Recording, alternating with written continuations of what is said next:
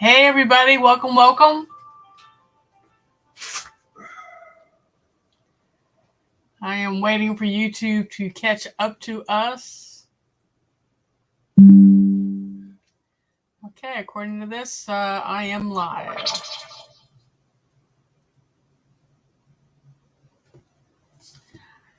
Glad to see that evidently we've had some anticipation for tonight's chat.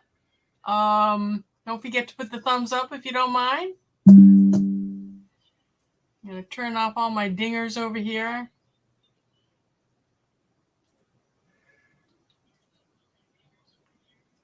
Charlie, can you hear me when I turn my sound off? I can hear you talking, but there's a delay. Give me a second.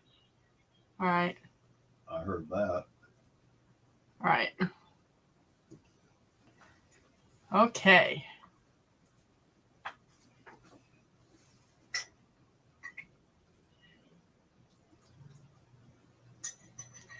Come on, computer, anytime is good.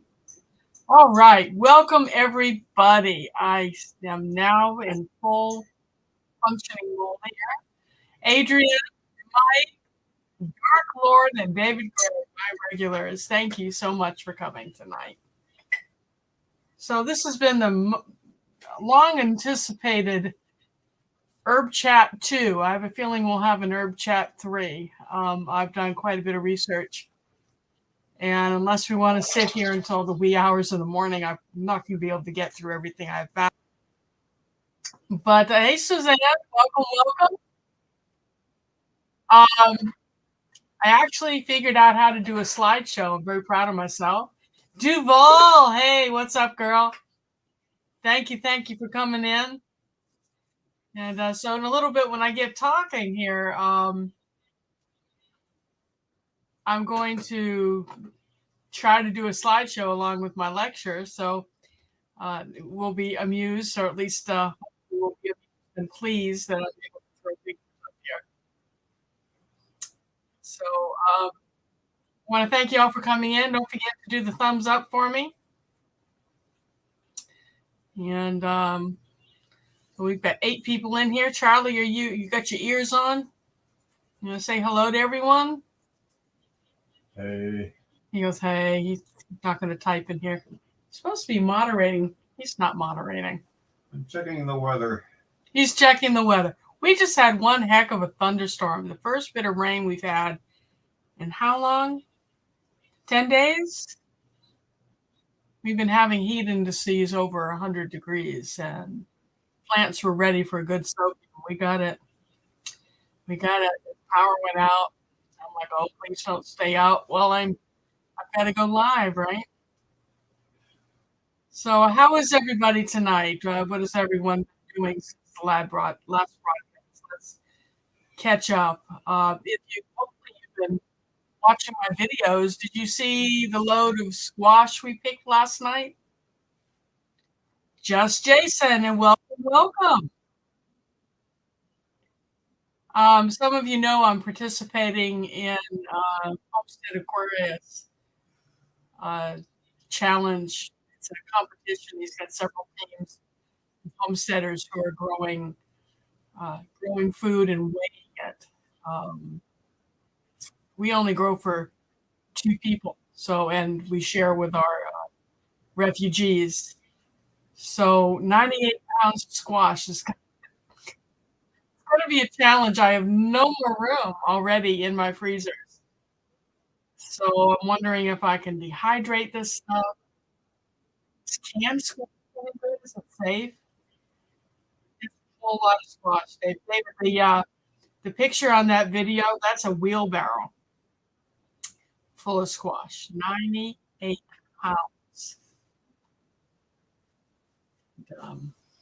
We took one each to the 2 Afghan families tonight, and they said, we don't eat this.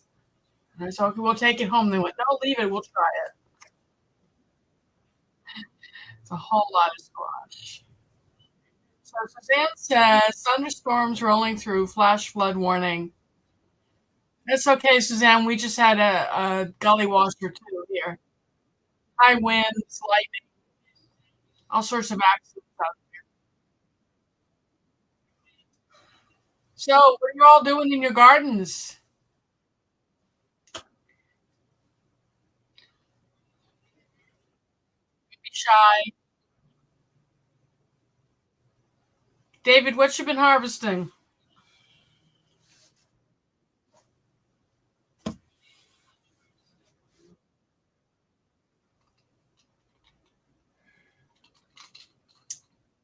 Duval's had thunderstorms for 2 weeks straight. Oh no, Dark Lord.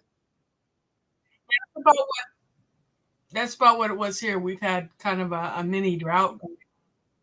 The drought broke today. It was supposed to rain the next couple of days.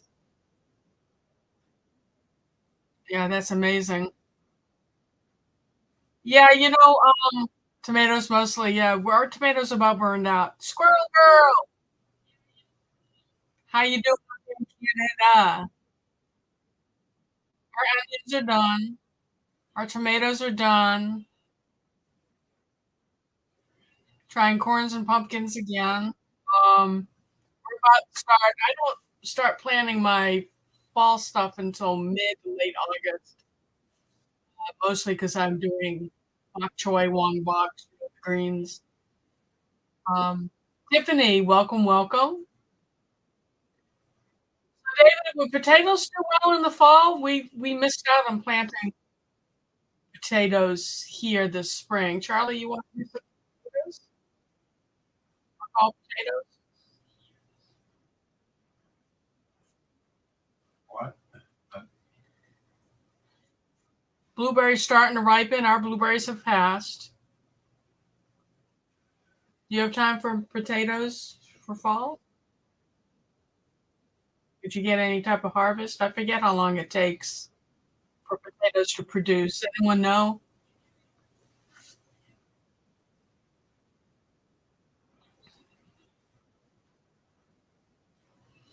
Okay, so the first herb chat we had, I was a guest on Indiana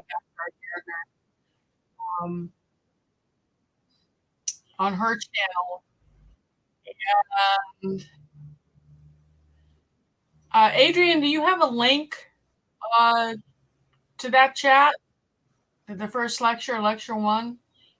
If you don't mind posting it, um, or email it to me and I'll post it. So if someone wants to sit, that broadcast turn was several hours long, and but it was quite popular, and it led to this one. So let's see. My problem is, how can I read my notes and still watch chat?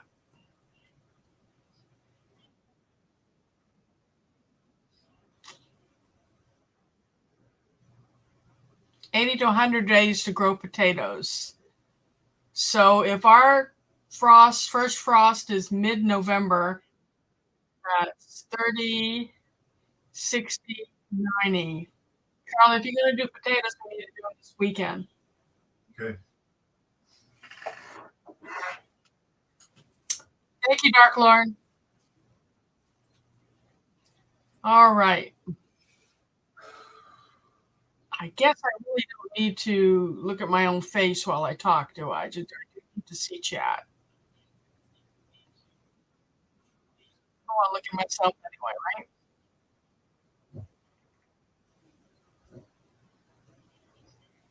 I'm trying to set this up so I can read my notes, watch chat. Oh, Lord, Mike needed food. He's been moderating lives for 5 hours. Your butt's numb. Yeah, I suppose you are later than we are in Zone 2B, Cindy. And how long is your growing season up there?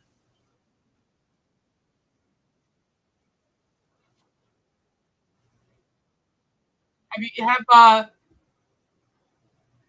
Squirrel Girl and Tiffany, have you started your tincture yet? Your extract for the night? And what kind of alcohol did you? All right, are we ready to start, do you think? Looks like we've lost two people, get tired of waiting on me to start talking. Okay,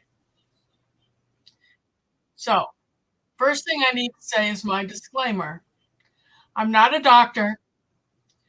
I do not prescribe herbs as medicine. This is a discussion of common knowledge of the herbs that you all asked me to talk about. This is by no means a thorough discussion of the benefits, contraindications, or uses of these herbs. It is a brief discussion of them. Wow, frost in August?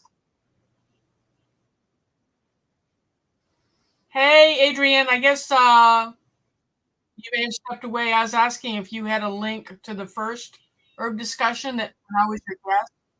If you could email me the link, I'll post it for everyone. If they want to go back and sit through a couple of hours of me running my mouth, okay? So if you're interested in using herbs as medicine, I highly suggest you find a fully certified and licensed naturopathic doctor to consult with. Hey, Nikki, welcome.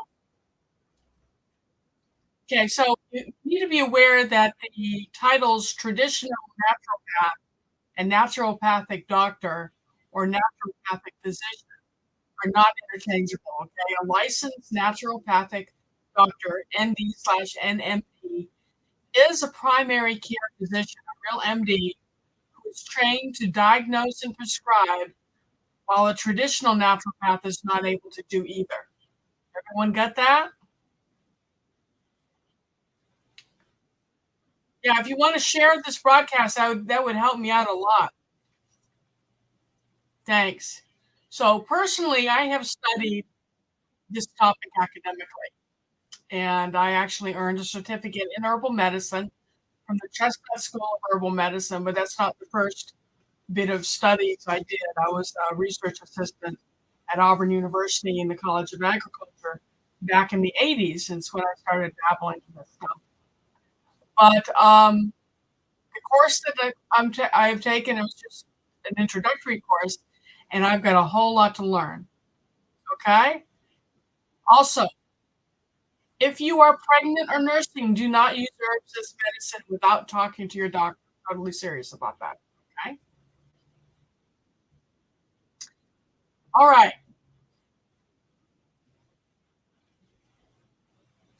Oh, wow, Dave, I just gained weight. All natural ground beef, no hormones or steroids or GMA feed, cooked on the grill. Vanilla ice cream and homegrown frozen raspberries for dessert all around. David, you need to, when I give out prizes, remind me to spin the wheel for vanilla beans. And either win some vanilla beans, David, and make your own extract, or use them to make ice cream. You'll never go back to store bought. Yeah. Now I've got to go figure out how to post a slideshow. I did this earlier. No. Settings. Camera audio.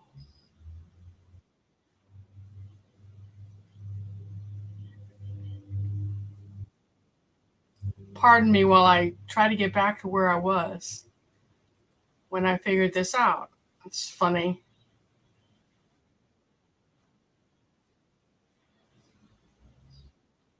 Slides from my computer.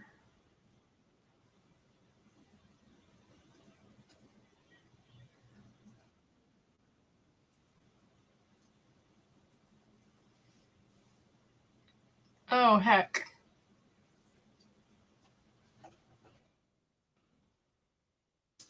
The first herb we're going to talk about is ashwagandha.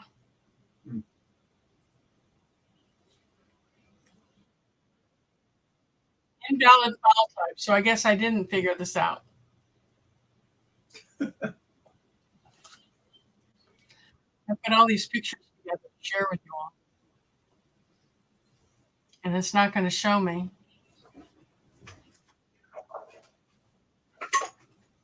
Is my IT husband going to come look? Let's see.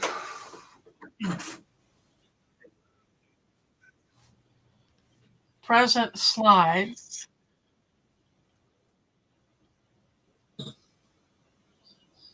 They're on my computer. Your computer, yeah, and file from your computer.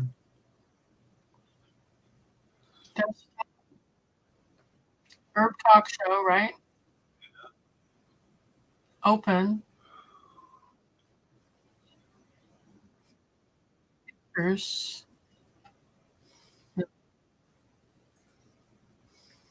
Bear with us, please. Herb Talk slides. Oh, drop this down. It all files.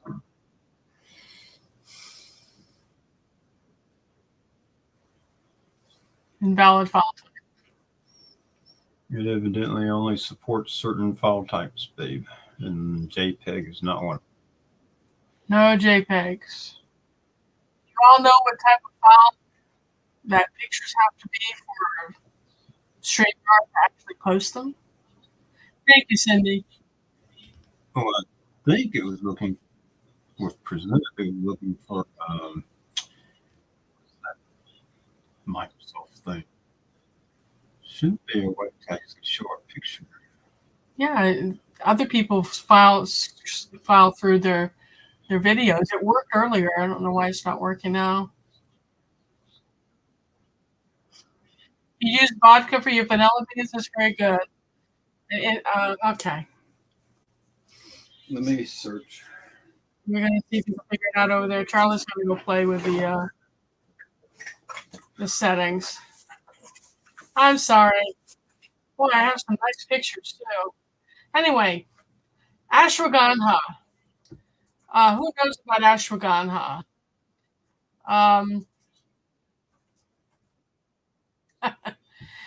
The scientific name, and you know, it's very important for people to start learning the scientific names for the plants, is Withenia somnifera. It's also known as Indian ginseng. I'm going to put that on the screen in case you want to Google it later.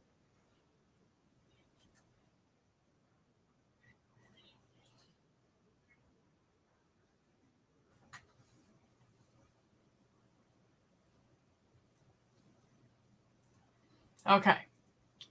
It's an adaptogenic herb and is used to improve overall physical health and increase longevity. What is it? It's a prized herb from India. This herb impacts the central nervous system and has a wide variety of anti-stress adaptogenic properties.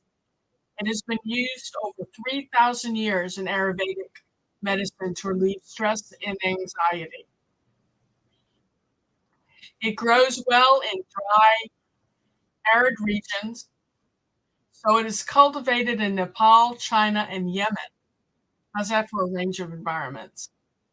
I grew it one year here on the homestead in pots, and it was a pretty bush. It really was. But when I harvested it, because you use the roots, right? The amount of roots you get for a plant, you'd have to grow an awful lot of it in order to have a hand to get through the next year. So I just buy it from already in powdered form from Mountain Rose Herbs.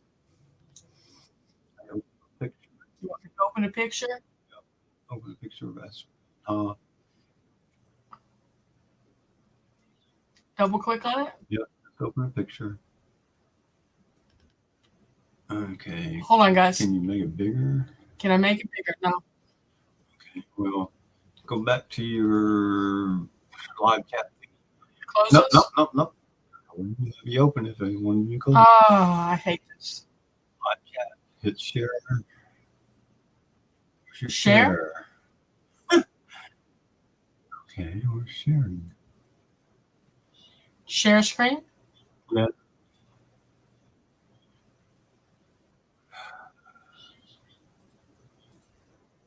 Okay. Window. Click on the window. Click on the picture. Okay, now down there. Hey, it's there. I don't know if we're seeing it. Now, do I just click the... Y'all see it?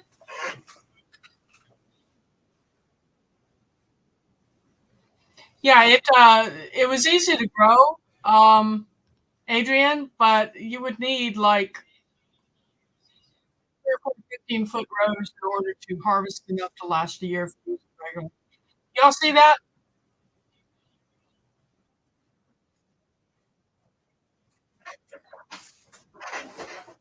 Okay, so that is the plant. I've got a tab here, Charlie, and here are the parts. I don't know if they're seeing that, but maybe they are. Yep. Those are the parts.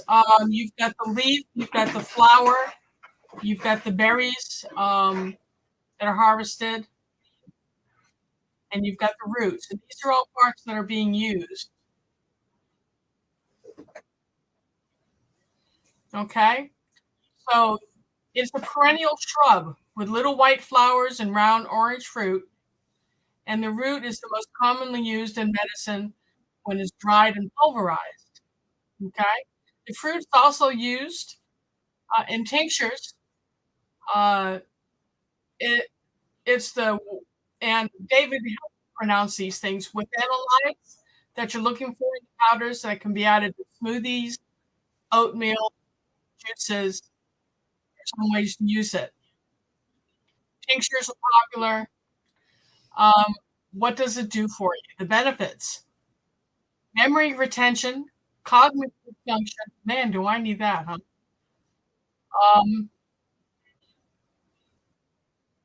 Calming and reducing anxiety. This herb also reduces inflammation in the body, so you can offer protection from heart disease and cancer. It may also reduce blood pressure and boost your immune system. People report seeing its impact in only 4 weeks after taking it as a daily supplement. Okay, so ashwagandha is known to boost testosterone, fellas, which is what gives men their sex drive. Mr. Happy will be happy if you take this. It gives you more bone mass, strength, higher sperm production, and red blood cells. As men age, your testosterone lessens. So this may be a good supplement for men with low testosterone. Yeah, me too, Adrian. Hey, Gardening Warrior, welcome, welcome. Ashwagandha reduces cortisol, which is the stress hormone that results in trembling, rapid heart rate, blood sugar, and health for heart problems. And these facts have been medically proven to be true. Okay, so some of these things, when there have been actual medical studies on it that prove the claims, I'll try to make sure to mention that to you. Okay. It's an antidepressant and mood stabilizer. The rest of these points are also medically proven. It increases muscle mass. We've already said that. It helps in weight loss and helps you reduce body fat. It improves your sports performance, and that makes sense when you talk about increasing muscle mass, I think. If you listen to some of these things, they go hand in hand. It makes sense, right? Bursts fertility in men, reduces blood sugar by improving glucose uptake. So as a diabetic, that's good for me to take it. It fights cancer.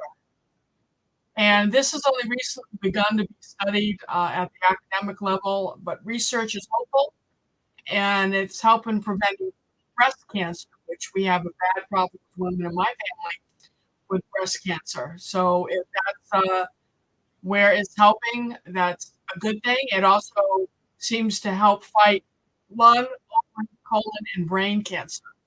And it does this by reducing inflammation. And as more I learn about diseases, the more I come to the conclusion that everything is inflammation based. And if you allow inflammation to build in your body, all these processes can start. So I think it's reasonable to assume that if you can reduce inflammation, you can reduce chances of all sorts of problems. Let's see, it improves your memory, especially with those suffering from HIV. Now, I was not aware that people with HIV had memory problems. Anyone else aware of that? Research has also shown that it helps prevent Alzheimer's, Parkinson's, and Huntington's disease. It'll improve sleep quality. And when taken as an extract instead of a pill, it can help women increase interest in sex while boosting their sexual satisfaction. Can I get a woohoo from the ladies? Woohoo! Okay. Now I'm going to talk a little bit about dosage, and this is not cut in stone. When taken in doses of 120 to 5,000 milligrams, that's quite a range, of root extract daily, most common amount is 600 milligram daily, divided into 2 doses 12 hours apart. But you need to start with a really low dose and work yourself up over time to the larger doses. But you want to take it with milk or warm water 2 hours after eating. Okay? So how many people in the chat here think that sounds like something they'd be interested in? You don't need your sisters to know what, Dark Lloyd? Mike's laughing at the testosterone or sex drive thing. Hey, we all need more sex, right? Sex is a good thing. Yes. Okay. So now I've got you listening. Everyone likes sex drive, right? Contraindications. Drum roll. Taken in too large a dose can result in an upset stomach and diarrhea and even liver damage. If you are on diabetic medication, you need to closely monitor your blood sugar and also your high blood pressure meds. Okay, so it's going to lower your blood sugar and your blood pressure. So it's something that as you go up in dose that you're really going to have to watch. How is your body handling this stuff, right? Yeah, I got Nikki's. Got your attention with the sex drive stuff, huh, Nikki? Okay. Do not take it if you are on sedative, anti-seizure med, or thyroid hormone medication. Because it stimulates your immune system and can increase symptoms of an autoimmune disease. You need to have your doctor monitor your liver function when taking the supplement. It could also interfere with drugs that suppress the immune system. Examples of these drugs include cyclosporine, mycophenolate, tacrolimus, prednisone, and cortisone steroids. Okay, so I got you all interested in the sex part of this. If you're on any of those meds or you have problems in those areas, maybe you want to not consider this particular herb. So let's see. That's the last picture on the ashwagandha. It's kind of pretty, isn't it? It really is a pretty bush. Okay. Next up is blue vervain.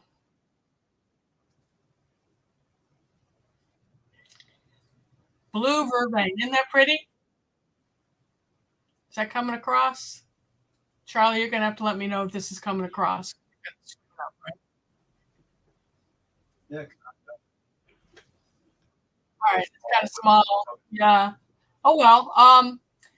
Blue vervain is also known as Verbena hastata. It's kind of fun to say, Verbena hastata. This bitter herb is used to treat depression, anxiety, colds, coughs, fevers, tummy aches, cramps, jaundice, and headaches. Try soaking the leaves and seeds in several changes of cold water to combat the bitterness because it is quite bitter. Okay.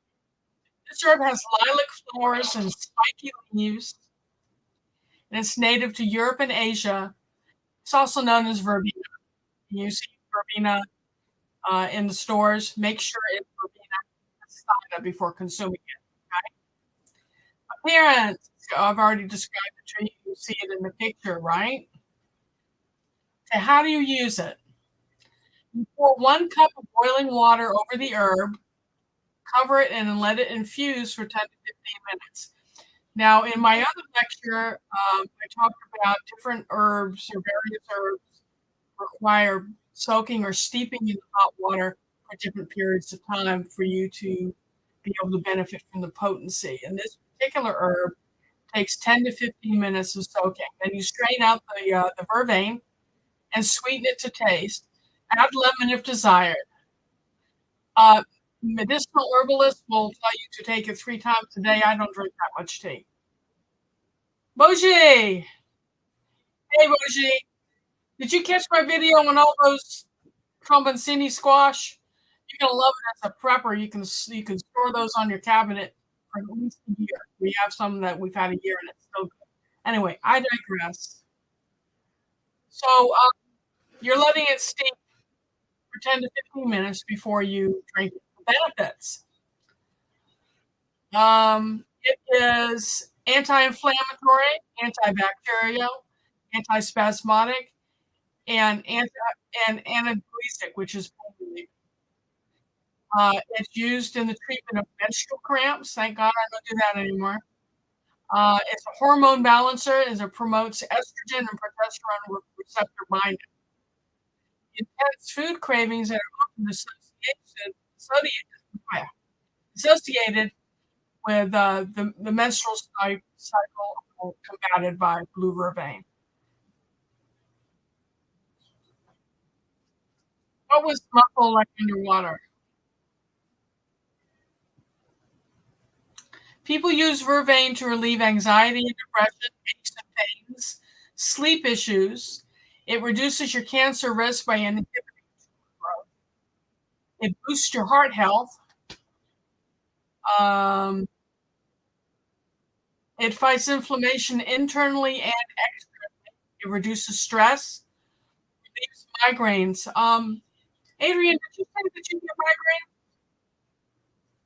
And have you used vervain if you have? Anyone in here tend to get migraines that's used vervain at all? Can talk about firsthand experience. I've never used it. Reduces anxiety. If you chew on the roots, it promotes gum health. You can also make it into an extract, probably with vodka, and use that as a mouthwash to help you with gum health. So if you get a little gingivitis, you can try that. It helps with digestive issues and increases milk supply. That's all we need, right? So show of hands, who thinks this sounds like it's for them? Hmm? Vervain sound like something you may want to try? Okay, here comes the contraindications. Those taking blood thinners should avoid drinking this tea or consuming any vervain containing products. I want to say that again. Those taking blood thinners should avoid this herb. Okay, and if you take some sort of supplement, read the contents. It's got vervain in it, and you're on blood thinners, you may want to stop taking them. It can cause indigestion, gas, and skin rashes. So if you take vervain and it starts causing those type of symptoms, you probably want to go off of it. People with kidney disease should not take vervain because chemical compounds here can irritate kidneys and cause inflammation instead of helping.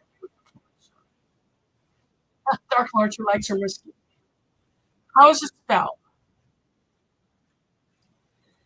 Let me cut and paste for you, my dear.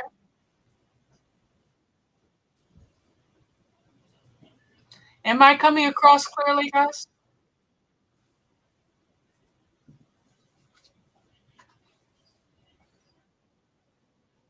Did you get that?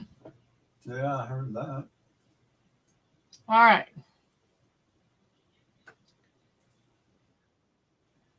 Next up, burdock. Burdock. Burdock. We grow burdock. also known as gobo. It's in the backyard, and the leaves are like this big. Um, I've taken the leaves and I've done cement impressions with them and stacked them up and created waterfalls and bird baths. And they're quite lovely. You're welcome, Mike. So let me scroll down to burdock.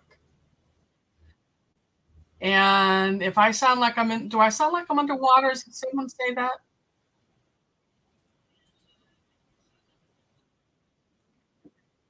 Burdock, how would you say that? Burdock arcticum, arctium. Yeah. Hey, you come say these names. Um, it is a biennial. Okay, it's in the Asteraceae family, and it's grown for its roots. The Asian variety Arcticum lapa is also called gobo.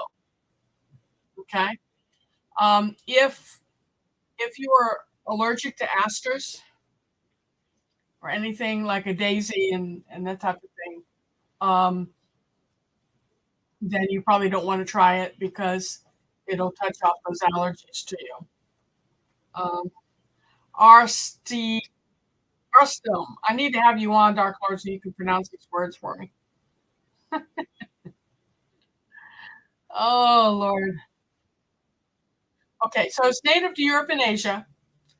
It's got big heart-shaped leaves I just told you about and really long roots. I've got a jar of it dried in my kitchen, and I throw it into soups and stews.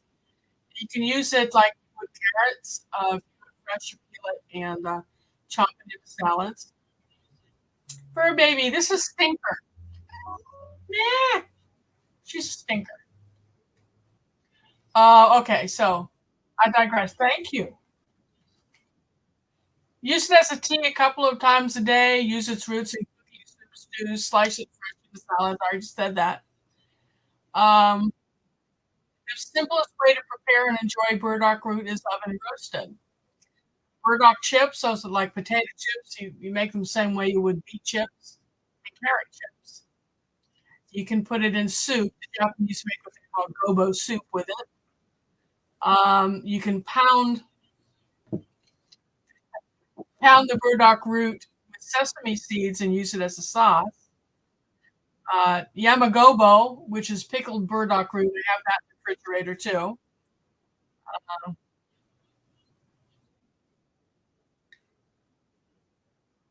And use it as vegan fried shrimp. So fry it up and it's supposed to taste like shrimp, I guess. So Cindy, what do you use your burdock if you're harvesting it? What are you using it for? While you type, I'll read this next section on benefits of burdock root. It contains inulin, and those of us who are diabetic know that foods high in inulin mean that it doesn't spike our blood sugar. So it's very good for us to eat because it's a natural dietary fiber. Everyone needs more fiber, right? It improves your digestion. As a root vegetable, it possesses considerably stronger antioxidant activity than most common vegetables and fruits. In fact, recent studies confirm that burdock has prebiotic properties that can improve overall health. What do you think of that? Burdock root's anti-inflammatory and antibacterial compounds may help different skin conditions like wrinkles, eczema, acne, psoriasis when applied topically. A small observational study found burdock may help with inflammatory types of acne. I think that's interesting. But I thought acne was something internal that erupts. So I'm not sure whether this means you should be eating it for your system to fight the acne or whether you're making a cream. That's a good question to look up. The antioxidants and burdock root especially help to protect your liver against poisonous substances. The compounds that give burdock its bitter taste can help stimulate your bowel production, which is your digestion, it helps your liver flush away toxins with with more speed and ease. The tannins, vitamins, and amino acids in burdock root help soothe irritated and inflamed scalps to support healthy follicles and reduce hair fall. It's rich in iron and potassium. Burdock root also improves blood circulation and the greater blood flow to your scalp nourishes your hair follicles and aids in healthy hair growth. Burdock affects the pituitary gland, helping release protein in proper amounts and maintain your hormonal balances. It may also lower blood pressure. And even though it's a diuretic, it's high in potassium, so you're not going to deplete your potassium. So if you tend to retain a lot of water, this may be good for you. So burdock rocks. Yes, it does. Don't be afraid to participate by saying, yeah, that sounds good for me. So how many, I'm kind of trying to gauge whether I'm giving you information that you're enjoying or whatever. So please let me know, does burdock sound good to you? That's something that you may use. I am considering doing, separate little videos on each of these herbs that I happen to grow and how to use them. Okay, so Cindy says she uses it either as a tincture or in a tea. She has a fatty liver, so she's trying to clean her liver. And you're right. If your liver works properly, it will clean up all those skin conditions. David Gray's awful quiet. David's a retired pharmacist. So chime in, Dave. Okay, now that you've got there going, burdock root, where do I get it? Seeds from burdock are good for 80 years. So if you find it online, a source online, and order some, you really only need to germinate just 2 or 3 plants because they get 3 plants with full soul. Okay, and you'll have it for years to come. It's a biennial, which means one year you get leaves and the next year it goes to bloom. So if you don't want it spread all over the universe, cut the bloom spikes off and go ahead and harvest the roots. That's okay, Dave. So what are the contraindications? Burdock is generally regarded as safe for healthy adults. That's good news, isn't it? However, the following mild side effects have been reported. Contact dermatitis or skin rash where you've touched the plant. I've never had that happen, and I mess around with the plant a lot. Hyperglycemia, which is high blood sugar. Is that right, Charlie? It's high in inulin, so that doesn't make sense to me, that note. If you're sensitive to daisies, chrysanthemums, or ragweed, you may experience an allergic reaction to burdock, including the dermatitis. People who are dehydrated should not take burdock because the herb is a diuretic. It also can slow your blood clotting ability, increase the risk of bruising and bleeding, so if you're on blood thinners.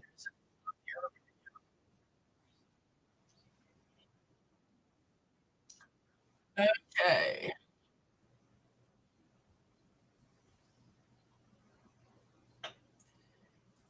This is what the root looks like. And some farmers markets sell the root, and you very rarely see the leaves commercially. But that's what the root looks like. You just wash it, peel it, use it the ways I talked about. Okay. Next up is Cuban oregano.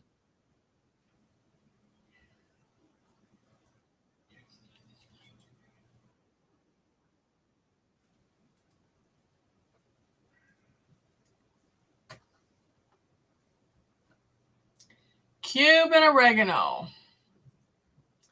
Coleus ambionicus. Ambionicus.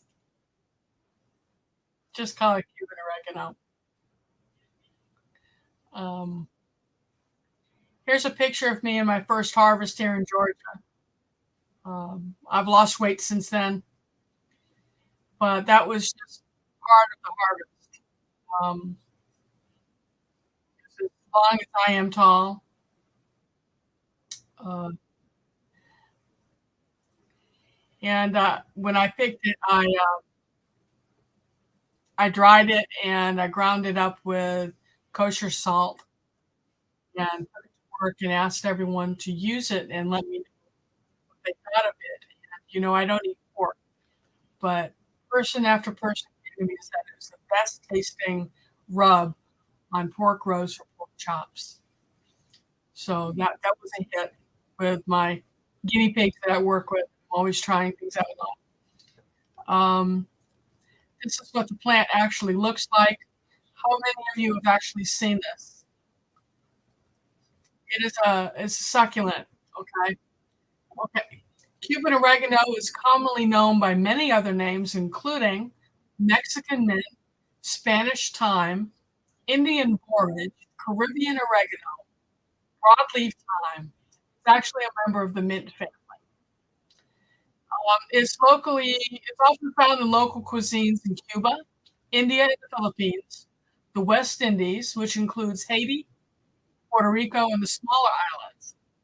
Cuban oregano is added to traditional jerk seasoning blends, bean dishes, and salsas.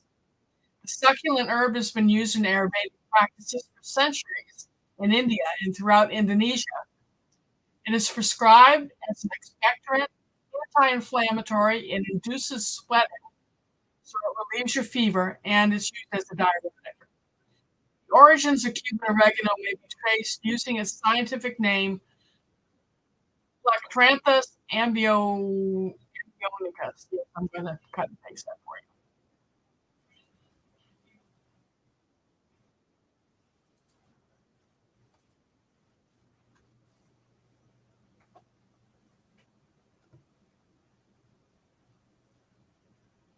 So, Cindy, is it Cuban oregano tincture or is it regular oregano?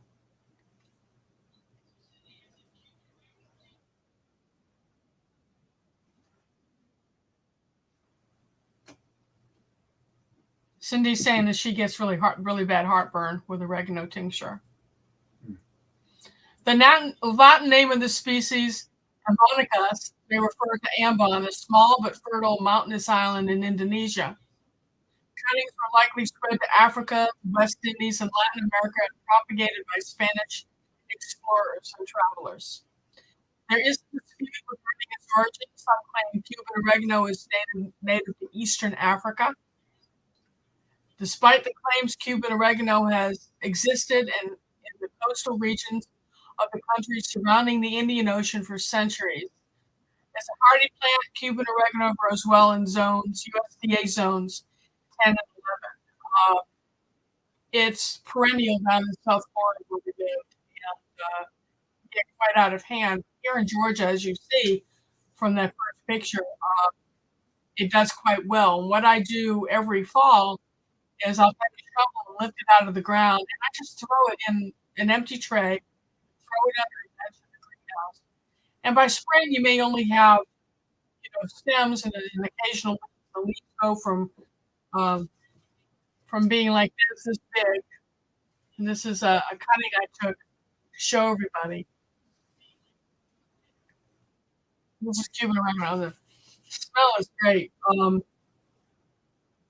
Anyway, it goes to leaves like this big. And in the springtime, after the danger of frost is past, I take it out. I don't even dig a hole. I just throw it back on the ground, and it takes off. It's very hardy, very pretty.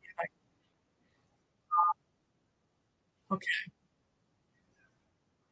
So if you live in a cold climate, don't be afraid to grow it or grow it in a pot.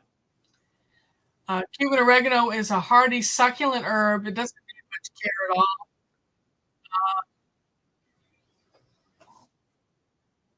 Description is Cuban oregano leaves are rounded, thick, and velvety, grown in pairs. You see it's grown in a pair around the stem. Has deeply toothed margins. See how those bumps on the sides is considered deeply toothed. And it has a strong, pungent, and musky aroma. It has a flavor is very close to Italian oregano. Now, my Jamaican friends say you boil it up tea will help you with coughs and congestion. Around the Indian Ocean, you find it used in curries, eaten raw, and even in beer. I don't know how I'd like that in beer. Taste it with fish, pork, or beef rice. Aunt Tia, welcome, welcome. Okay. How do you use it? Chop the fresh leaves and drop them in a salad or add them to a blender with other ingredients for a marinade. Most often used in dishes that include poultry, lamb, stuffing. Cuban oregano can be used fresh or dried for cooking. Medicinally, Cuban oregano tea, aka Indian borage tea, offers not just a rich taste, but loads of health benefits. Take about 5 of these leaves and rinse them well, crush them slightly, and add them to a cup of water and place it on the stove and boil it for tea. So what is the benefit? Cuban oregano is used for respiratory issues such as bronchitis, allergies, asthma, colds and coughs. This plant has also been used to treat malaria, fever, convulsions, and epilepsy. For the digestive system, it treats indigestion and stomach cramps. It has a high amount of antioxidants, anti-inflammatory properties. Used in cooking, it's steeped in teas, mixed with oils, used in stews. And for some reason, people say it's said to help. It's said to help with hair loss and graying. Too late for me, huh? It has high amounts of ascorbic acid or vitamin C, vitamin A, and the essential fatty acid omega-6. These compounds which have anti-inflammatory properties. We already said that. And it can neutralize the capsaicin in hot peppers. Yes, it does smell really good, Mike. Does you can steam the leaves and use them as a vegetable, which is a popular way of eating them in Southeast Asia. It can be used to treat sore throats, coughs, cold, nasal congestion, rheumatism, and even flatulence.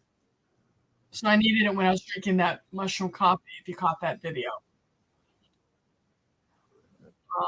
It can be used as an effective treatment for hypertension. It also helps reduce mean arterial pressure, heart rate, and diastolic and systolic blood pressures. Sodium-free foods, like use it in place of salt in your meat and your meals if you're avoiding sodium. So, okay, so Cindy, you're doing oregano, which is a different. Yeah. Organum. That's different. You might be able to use this without your indigestion problem. So what are the contraindications? It slows blood clotting. So again, if you're on blood thinners, it'll increase the risk of bruising and bleeding. If any of these herbs that I'm describing for that thin your blood, you probably need to stop taking a couple weeks before any type of planned surgery you have.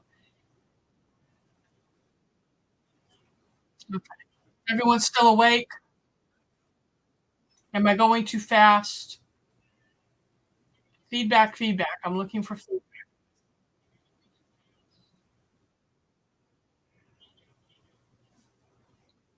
If everyone's butt holds out tonight, Aunt Tia, I'm going to be talking about Mullen.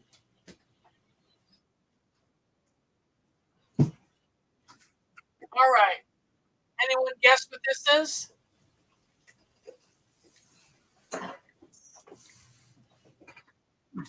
Who wants to take a guess what this is a picture of?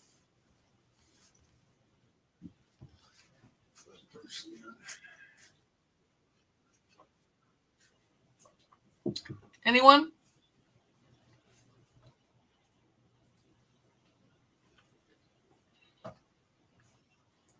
I've got this in the backyard. Ellen Campaign and Nulla Helenium. Good try, David. Elecampane. It is part of a flowering plant in the Compositae or Asteraceae sunflower family. It grows really tall, taller than I am, and it's tiny aster-like blooms, which you see there. It's grown for its roots and will grow well in poor soil in the semi-shade. So, what do the roots look like?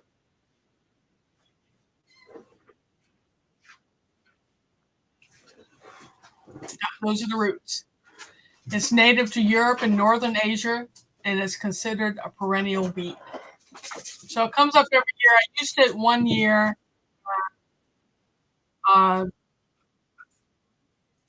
Didn't use the bathroom. It stopped me up. So it's still growing in there, but I'm not using it. I guess I need to water it down some if I use it again. But there's no recommended dosage for it, so it's kind of hit and miss if you're going to try it. It can be taken as a tincture. When you're taking it as a tincture, you take 10 to 30 drops per day. But what for, right? It can be simmered or steeped. When preparing it alone, place a tablespoon of dried elecampane root in 2 cups of water and simmer that for 20 minutes in a well-covered pot, and then add 1 tablespoon blend per cup of water. So that's concentrating it, and then you're diluting it. And then you steep that in the water for 24 minutes. So it'll take you 40 minutes start to finish to make this. And it's just kind of amusing to me because the description of its flavor is like peppery mud. And according to my notes, there's no point in adding honey. It literally only makes it worse.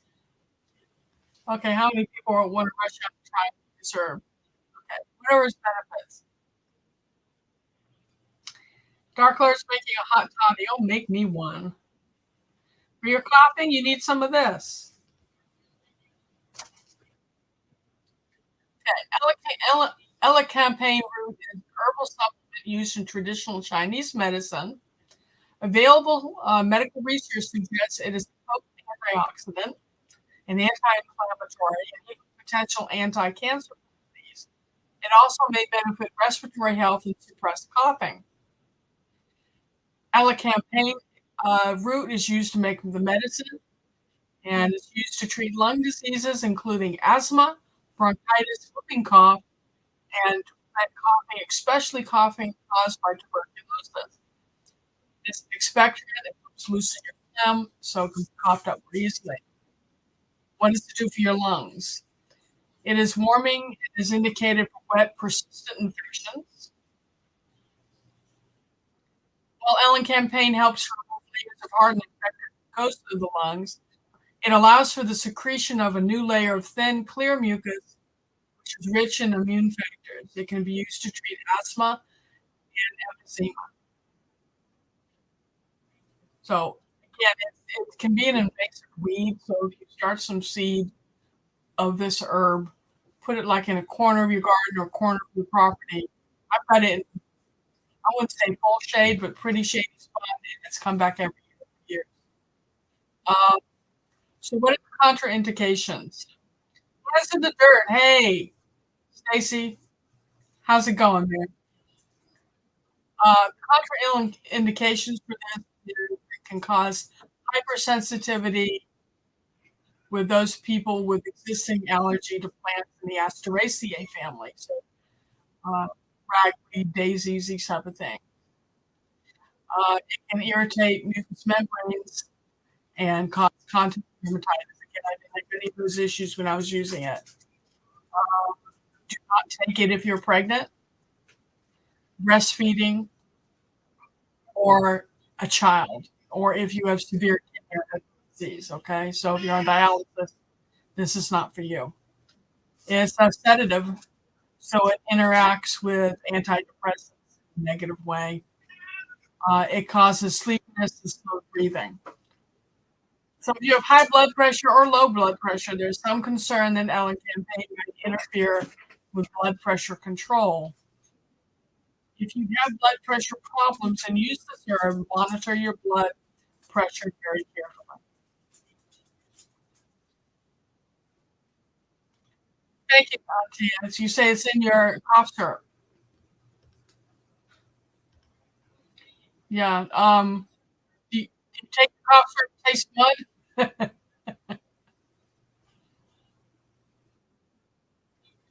Oh, I like everyone saying hello to each other. That is so nice. So let's see. We're looking at the root.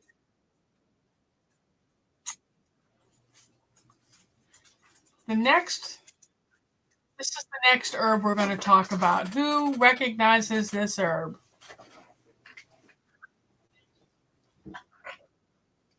That's okay, Adrienne. I'll get around toward the end of the lecture of posting the link to our lecture for people who watch the first part of this. Who knows what this is? That's a good guess, Adrienne. Chamomile? Nope. If you've noticed, I'm going in alphabetical order and we're down to F.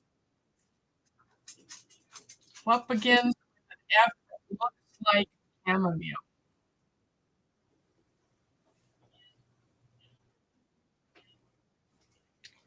If you happen to have this in your garden, it is time to harvest it. Antia.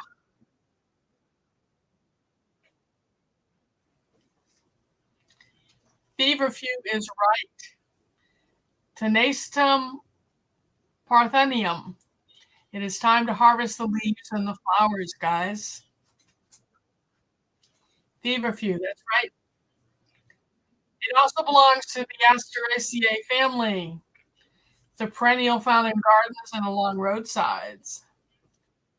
Feverfew is available under the following different brands and other names: Altamisa, Bachelor Button, Chamomile Grande, Chrysanthemum parthenium, and Midsummer Daisy.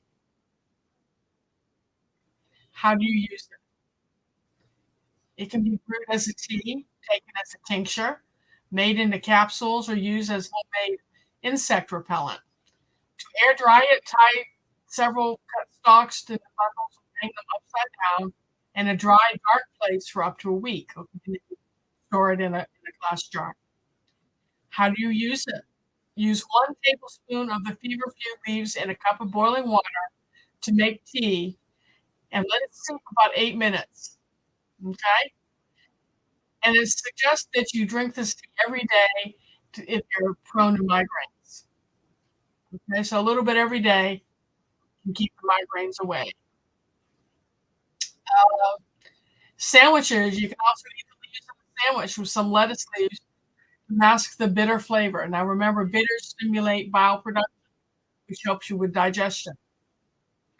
Okay, now all that information I just gave you is according to Mount Sinai Hospital. But they also say for migraine headaches, studies have used 50 to 100 milligrams daily.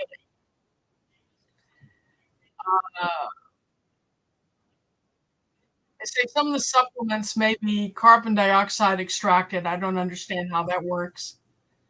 But the one study used 6.25 milligrams 3 times a day for up to 16 weeks. That's again, according to Mount Sinai. Benefits. Feverfew is used mostly to treat and prevent headaches. Feverfew is popular in the 1980s as a treatment for migraines. And a survey of 270 people with migraines in Great Britain found that more than 70% of them felt much better after taking an average of 2 to 3 fresh feverfew leaves a day. So if you grow it, you go out and just pick fresh leaves and eat them. If you need to gain weight, anybody in here need to gain weight? Feverfew works as a natural appetite booster by stimulating hormonal activity that induces hunger. It's a medicinal plant that helps in the healing process, as support weight gain efforts for people who are underweight or malnourished for increasing appetite. It is a neuropathic pain reliever, which would be something I would benefit from because I am suffering from neuropathy from the diabetes. It's a natural anti-inflammatory and a natural antihistamine. I think that's interesting. Its pain relief has been linked to aspirin without the aspirin side effects, including the risk of internal stomach while bleeding from excessive use. So if you can't have aspirin, feverfew may be the herb for you.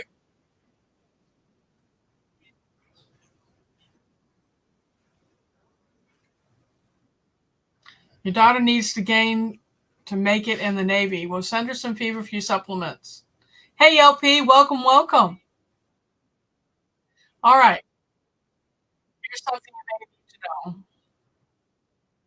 Feverfew may help bring on uterine contractions to reduce the length of labor. Okay, so it'll help you deliver your babies. It may aid in starting menstrual periods and treating menstrual pain.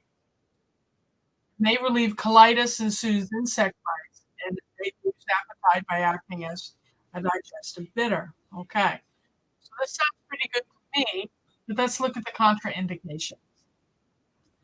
It says no serious side effects have been reported from feverfew use. That's encouraging. But side effects can include nausea, digestive problems, and bloating if the fresh leaves are chewed. Sores and irritation in the mouth may occur from the fresh leaves. And people who are sensitive to ragweed and related plants may experience an allergic reaction to feverfew. With any of the Asteraceae herbs that I'm talking about, if you are allergic to ragweed, you may want to take it with caution. Theoretically, feverfew is contraindicated in patients taking other anti-migraine drugs. So if you're on drugs, don't take feverfew. Or if you're on non-steroidal anti-inflammatory or NSAIDs and antiplatelet drugs or warfarin. Warfarin is a blood thinner. When taken by mouth, dried feverfew leaves or feverfew extracts is likely safe when taken for up to 4 months. Okay? Side effects might include upset stomach, heartburn, diarrhea, constipation, bloating, and vomiting. You see that disclaimer on a lot of things that very few people actually suffer from. Some people who chew raw feverfew leaves may have mouth sores, loss of taste, swellings of the lips, tongue, and mouth, but these are rare allergic reactions to feverfew.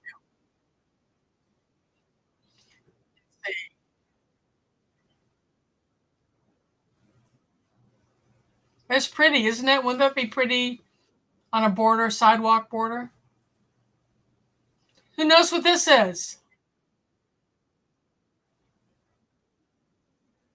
Anyone? Those of us who live on the East Coast and who hike in the woods may recognize this plant. Do I have any guessers?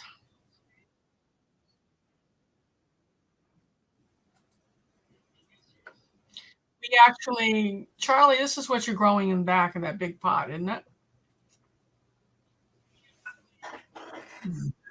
Drum roll, please. Ginseng. Oh, Don't you have a pot of ginseng back there? I think the ginseng died out of that yellow root. The ginseng died out is by the chicken house. Yeah, Dr. Lauren, not if you're allergic to Asteraceae. Okay, so ginseng, also called man root. That sounds suggestive, doesn't it? But it's in the shape of a human body, not a man root, if you catch my drift. There are 3 types of ginseng. It refers to both the American Panax quinquefolius and Asian or Korean ginseng, which is Panax ginseng, made up of similar chemicals. Siberian ginseng is a completely different plant and does not have the same active ingredients. Okay. Okay, Tiffany, have a good night. Have a good night, Tiffany. Sleep well. Thanks for stopping by. Okay. So those are 3 types, and you want to stay away from the aeration. You don't want to collect it from the wild. You want to grow it. And there's a guy, gosh, what's his name? In North Carolina that you can get ginseng roots from. But I have to warn you, you have to grow it like 7 years before you can harvest it. So it's an investment of time. Don't go out and look for it in the wild because it's an endangered species. It's been over harvested because you have to dig it up for its roots. So harvesting wild ginseng is highly regulated in the U.S.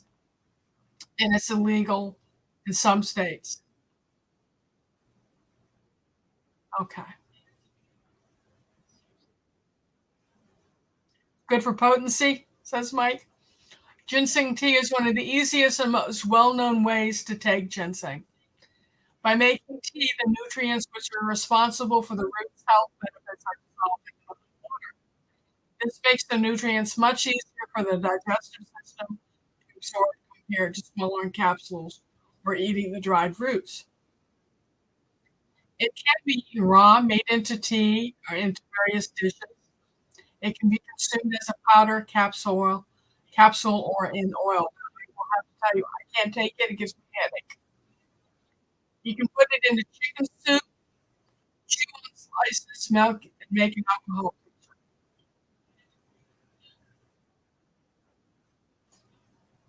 tincture. According to one source I was able to research, you can take ginseng in doses of 1 to 2 grams of root or 3 to 4 grams per day, but you should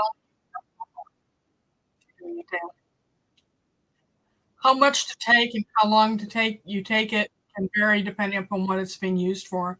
Always talk to your healthcare provider before using it. Benefits.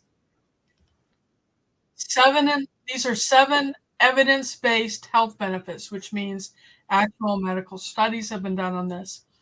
It contains antioxidants and may reduce inflammation. It may benefit brain function and increase energy. Mike has already said it, but I'll repeat it. It could improve erectile dysfunction. It can boost the immune system and shows promise of deterring influenza or the flu, and may have potential benefits against breast cancer. It can fight tiredness and increase energy levels, lower your blood sugar, and I have erectile dysfunction in here twice. It must be on my mind. Nothing personal, Charlie. He's not laughing. Oh, some claims that have not been proved through research are the immune system claim, improved memory, physical and mental performance, glucose level, adrenal and reproductive glands. It can help you recover from illness. It can ease withdrawal from cocaine. I hope none of us have to worry about that. Protect against the effects of radiation is another thing I hope none of us have to worry about. Prevent upper respiratory infections, but it also stops blood from coagulating. So again, if you're on blood thinners, it can act like an antidepressant and help you deal with stressful situations and lower blood pressure. So, contraindications. Now, listen closely. People with schizophrenia or bipolar disorder should not take ginseng. I'll say that again. People with schizophrenia or bipolar disorder do not take ginseng. It can increase the risk of mania. Okay? If you're pregnant or breastfeeding, women should not take American ginseng. Women who have had a history of breast cancer or other hormone-sensitive conditions should not take ginseng. Diabetics should also need to be careful because it lowers our blood sugar. Again, it causes me to have headaches even in small amounts, so I don't take it. Ginseng users experience diarrhea, insomnia, headaches, rapid heartbeat, which I didn't notice, blood pressure fluctuations more. Women may also experience vaginal bleeding and breast tenderness. Contraindications: the use of Panax, ginseng, include high blood pressure, acute asthma, acute infections, and nosebleeds or excessive menstruation. It's scary, huh? Medications that slow blood clotting or anticoagulant, such as Panax, you shouldn't take ginseng if you're on those.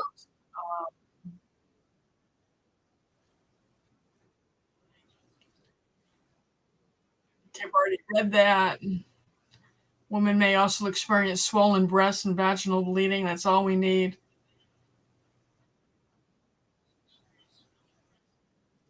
If you're on antidepressants, don't take it.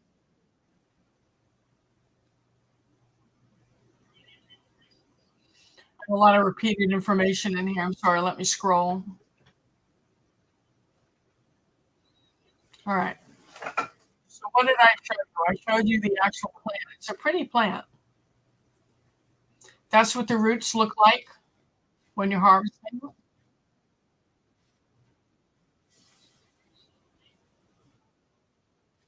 Hey, if you're new, if you came in, please make sure you give me a thumbs up.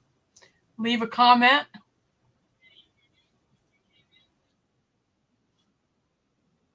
Who knows what this is? When I'm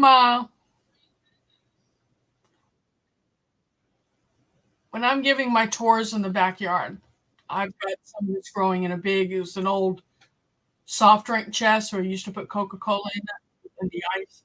I've got it planted in that under the drip line of a roof, so it gets the moisture that comes from the roof in the morning. Looks like lily pads. They're about that big. What does that look like to you?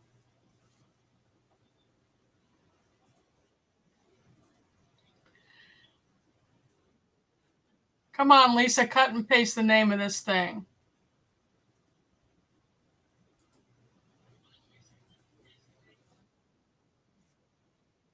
Who all has heard of Gotu Kola, Centella asiatica?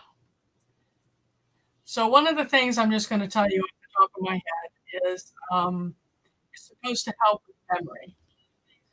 And when I lead people to the yard, I had a Vietnamese customer come, and he got so excited when he saw this stuff. He says, "Oh, we juice this.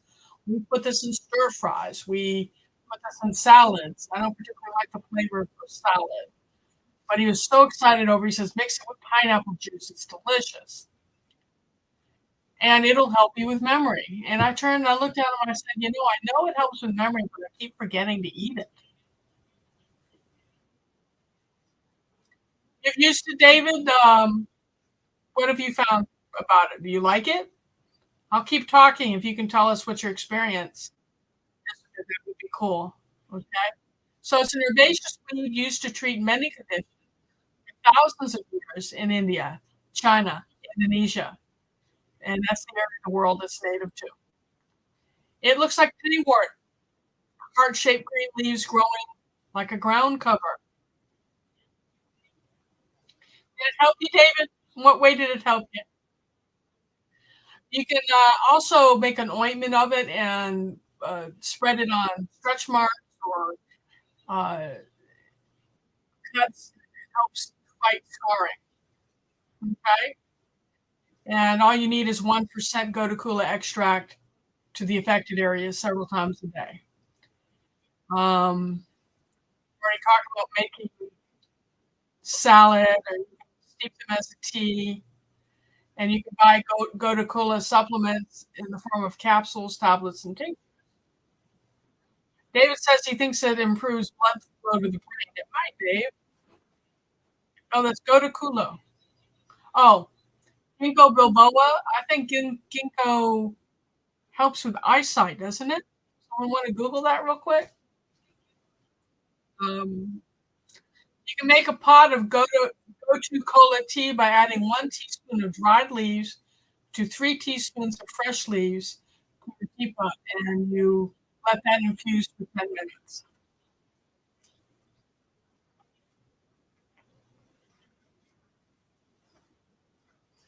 Okay.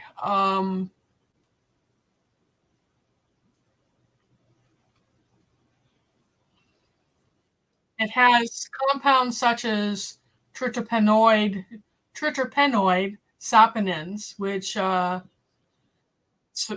one of the reasons it's got a lot of health benefits. Some traditional uses of this herb are healing wounds, relieving diarrhea, boosting energy levels, reducing anxiety, enhancing sexual potency. A lot of these herbs really you get your groove on. Treating venereal disease for those of you who got too much of your groove on. Treating skin diseases, treating menstrual disorders, slowing Hansen's disease, which is another term for leprosy, prolonging your life, treating varicose veins, treating burns, and improve your cognitive function.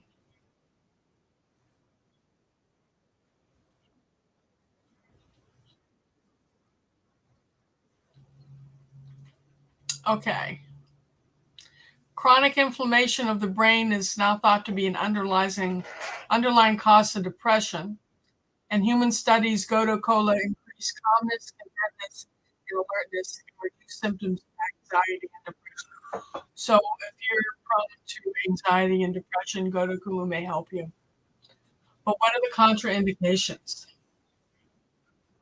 Anyone with a history of precancerous or cancerous skin lesions, such as sarcoma cell-based skin cancer or melanoma, should not use gotu-kola. And I've got some little cancerous lesions. I have to ask my doctor what type I have. Those who already have liver disease should avoid using this. It can make those problems worse. It may cause too much sleepiness if combined with medications used during and after surgery. So don't take it before you go into surgery or for a while. If you're on sedative medications or antidepressants, and they will interact with gotu-kola. It can cause slow breathing. So you may have breathing problems if you take them in conjunction with sedative medications. Some people get a headache, upset stomach, dizziness. So again, start with a low dose, work your way up. But you should only take it for 6 weeks at a time. Okay. So David, he says he enjoyed it. And what form did you use it, David?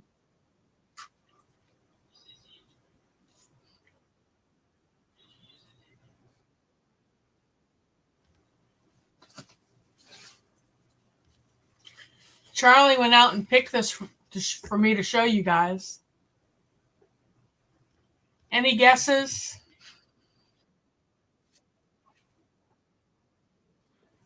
Any guesses for what this is? Stick it down my shirt.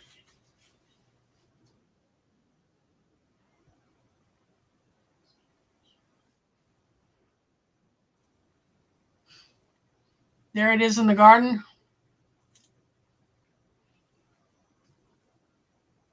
Who can identify that herb?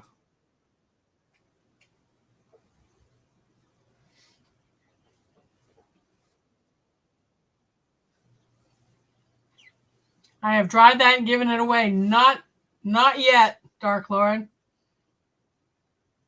Oral form. My husband's favorite flavorings for red meat and eggs.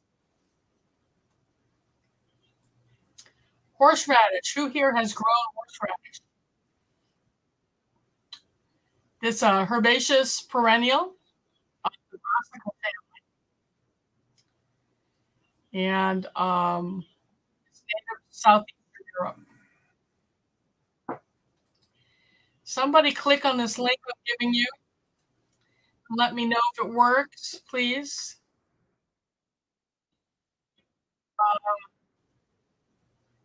It's a Nebraska family, which means it's a relative to broccoli, kale, cauliflower, and cabbages.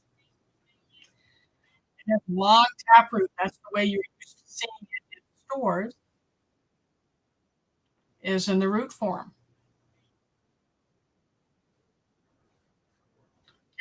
How do you use it? Mix with sour cream for a tasty topping for baked potatoes, prime rib. Charlie likes to mix it up and put it on his eggs. You can add a teaspoon of it to salad dressings. Put set your mouth on fire for a little bit. It's good with scrambled eggs. And you can even add it to salsa. Add it to your hummus for a dip. Give a little bit of extra zing. And use it as, in place of wasabi paste if you're eating sushi. What does it do for you? Why would you want to do all that? It's a digestive, diuretic. It controls bacterial infections. It's got sciatica, urinary infections, respiratory and circulatory stimulant. It's an expectorant with antibiotic properties. It contains a chemical compound called sinegrin. Sinegrin has been shown to help reduce inflammation by blocking or changing the parts of the human immune system that cause inflammation. So it's also a powerful diuretic, which aids in the flushing of toxins from your liver and kidneys.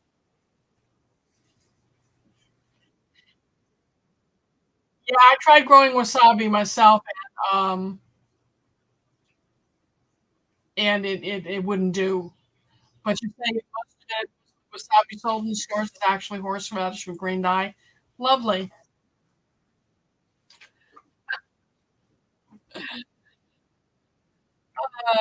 Okay, there's so small. Even a small bit of root has calcium, dietary fiber, folate, manganese, magnesium, potassium, vitamin C, zinc. Really good for you. It's natural antibacterial, boosts your circulation, and clears mucus. If you've ever had it and started crying, you'll know that. Your nose running and crying and coughing. It helps with weight loss.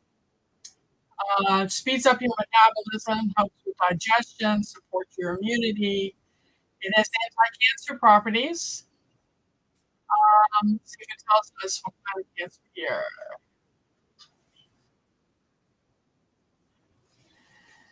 Okay, we've already talked about diuretics. So burns your eyes out when you're grinding it. Charlie tells a story.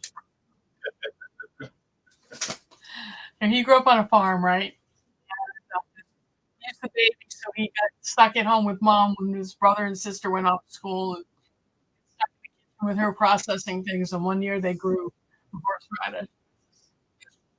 Story told me.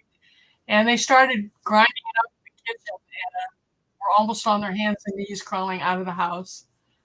And decided from that forward to process it outdoors, basically. And even then, it was evidently pretty strong. So, did I already go over the contraindications? You should avoid horseradish if you're pregnant, have stomach or intestinal problems such as ulcers, stomach inflammation, or have kidney disease. It aggravates your hyperthyroidism. Kids under 4 shouldn't mess with it, and it's not good for pregnancy or lactation.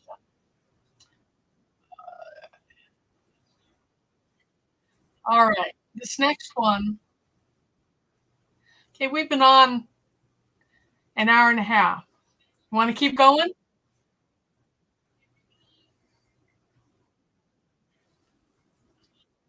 Should I keep going? It's the vote. While we vote, you want me to shut up? You want to go, hey, almost homesteading? Isn't that pretty? That pretty. Keep going, guys. Feedback. All right. One vote for keeping going. 10:30. Been on an hour and a half.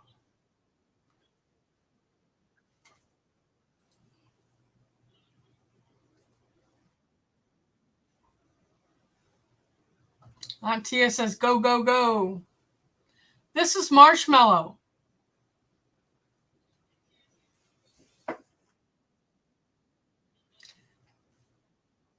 Althea officinalis. It's a species of flowering plant indigenous to Europe, Western Asia, and North Africa. And it's used in herbalism and as an ornamental plant. You use the roots medicinally, and you use it as a tea, which is going to have to be steeped for 10 minutes. You can find it in capsules or tinctures, soft creams, or skin balms. What are the benefits? So these are medically supported claims that I'm about to read you. It helps with asthma, bronchitis, common cold, sore throat, cough, inflammatory bowel disease such as Crohn's and ulcerative colitis, which I happen to suffer from, indigestion, stomach ulcers, skin inflammation, and wound healing. That's all according to Mount Sinai Hospital, New York. Research suggests that marshmallow extracts may have antimicrobial, anti-inflammatory, and cough-suppressing effects. It's generally regarded as safe when consumed in appropriate amount. What's the appropriate amount? No side effects have been reported in clinical trials. It aids your metabolism by impacting your hormonal levels. It's diuretic and treats sore and cracked skin associated with the pain and problems of breastfeeding.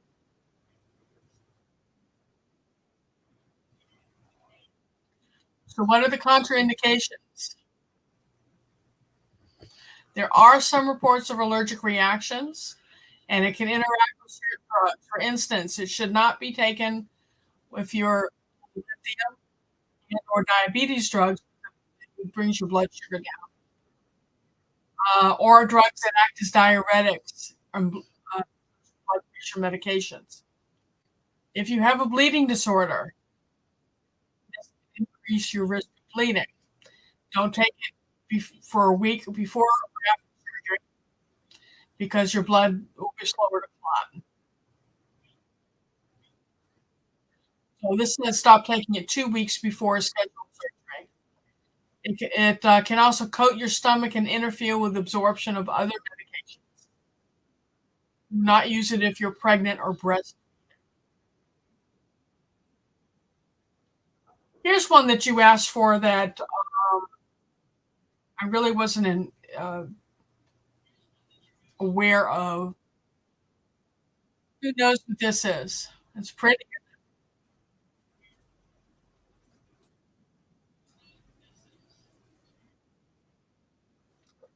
Oh, what a tease. You're in the whirlpool?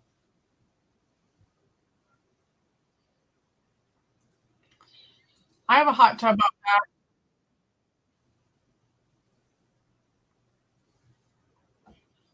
Who recognizes this? Dark Lord, you seem pretty educated on these herbs. How about you, Dave? What?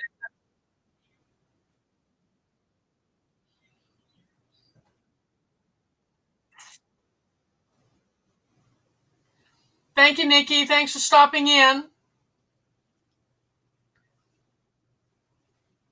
Nope, not goldenrod.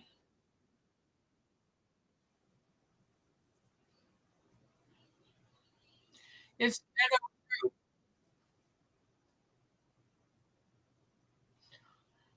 It's a lovely, delicate-looking, tall perennial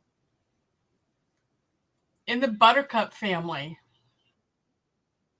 It blooms looks similar to Western columbine. It has very limited uses. The Iroquois Native Americans used an infusion of the plant to treat nosebleeds and as gall medicine for your gallbladder. The Montagnes, that's a Native American tribe, I believe, reportedly used the leaves to flavor salmon. The crushed stem and leaf juice has been used as a wash in the treatment of headaches. A poultice of the pounded plant has been applied to sprained muscle. Contraindication. Rue should only be taken with extreme caution. Large doses can cause violent gastric pain, vomiting, uh, systemic death. One case report talks about toxicity in a 78-year-old woman who was consuming it. So don't flavor your salmon with it. Use it as an infusion. Suck up your nose to stop bleeding. It is unsafe for both mother and unborn child, and not good for gastric intestinal problems. It also will stimulate menstruation and cause you to abort if you're pregnant. And all those things have been medically documented.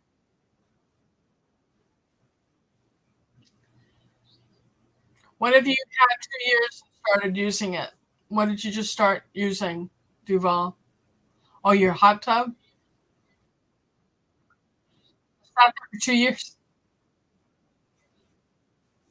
I use it. I used to use it quite frequently. We just changed the water, so I need to get back into it.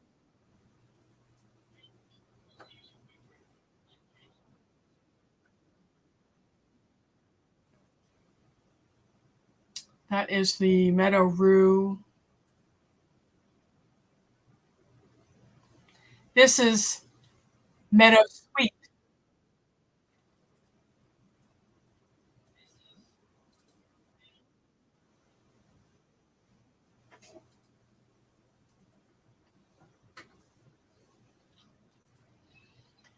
Filipendula ulmaria. It's also known as meadwort. Has been referred to as Queen of the Meadow, Pride of the Meadow, Meadowwort, Meadow Queen Lady, Meadow, Doll, Meadow Sweet, and Bridewort. Can I make the pics any bigger? I don't think so. Sorry. Hey, be happy I've got pictures. I'm still learning how to use this software. It's a perennial herbaceous plant in the family Rosaceae. It grows in damp meadows, native throughout most of Europe and Western Asia, and it has been naturalized in North America. Its most common way is to use the dried flowers and fresh shoots for their medicinal properties. You make the tea from that. And the tea has long been used in traditional Asian systems of medicine as a natural treatment for rheumatism, gout, infections, and fever.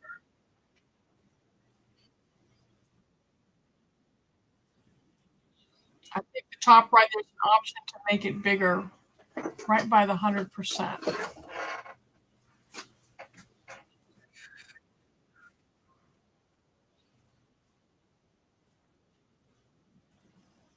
Did that do it?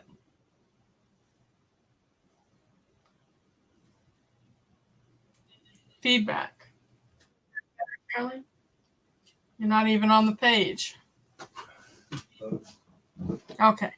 Thank you, Almost Homesteading. You're teaching this old dog new tricks. Okay, now we have to go back and show you all the pictures, right?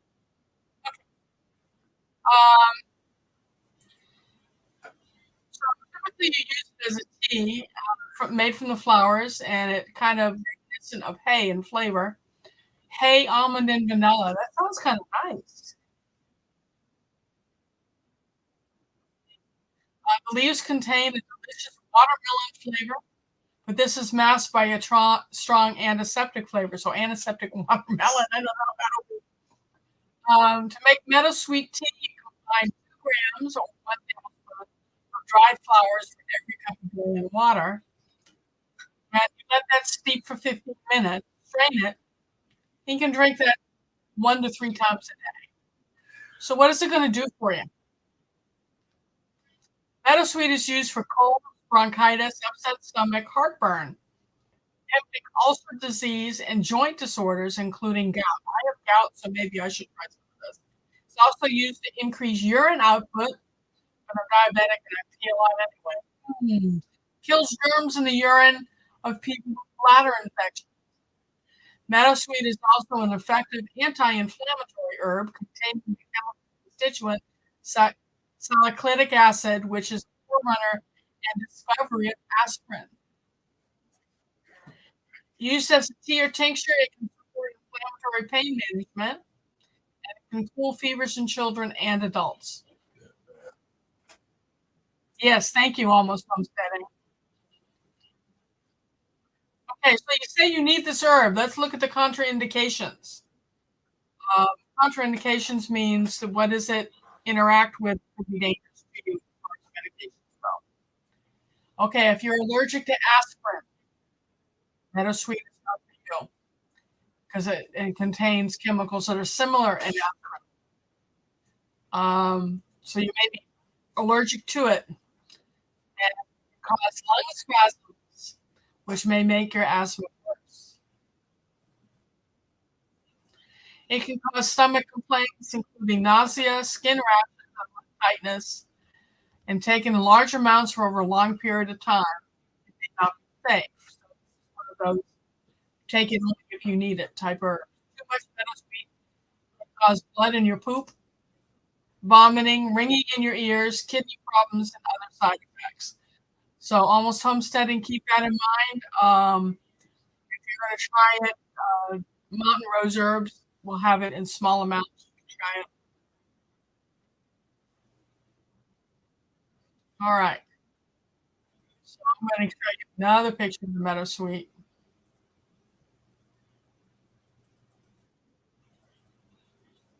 Kind of pretty, isn't it?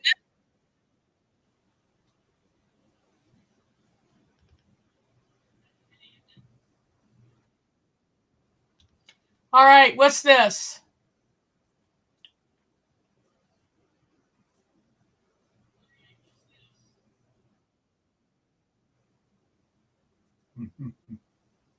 That's fluffy. Milk thistle.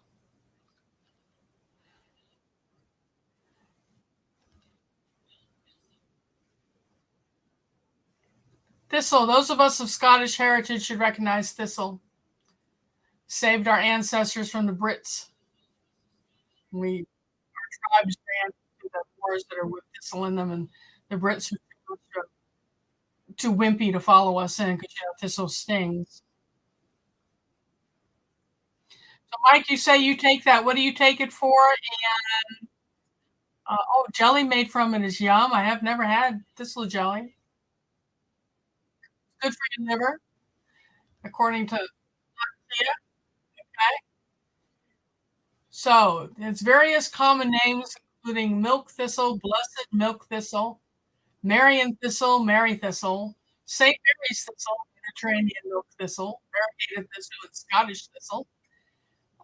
It's an annual or biannual plant of the family Asteraceae. So a lot of these herbs we're talking about tonight are in the aster family. So like any of the others, if you have a ragweed problem or an allergy to any of the asters, then you may want to think twice of this. It doesn't mean that you'll have a reaction, but you just need to be aware that you may want to look at any side effects. Okay.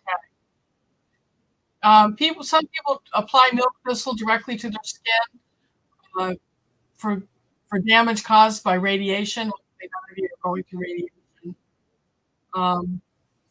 In foods, milk thistle leaves and flowers are eaten as a vegetable for salads and a substitute for spinach. The seeds are roasted for use as a coffee substitute. It actually lowers your LDL, which is your bad cholesterol level, and it may lower your chance of developing heart disease. The following 7 facts are science-based, which means they've been through medical scrutiny and scientific study, so these claims are true. Milk thistle may be useful in treating liver disease, cancer, and diabetes. Active ingredients in milk thistle is a group of plant compounds collectively known as silymarin. It's a herbal remedy known as milk thistle extract.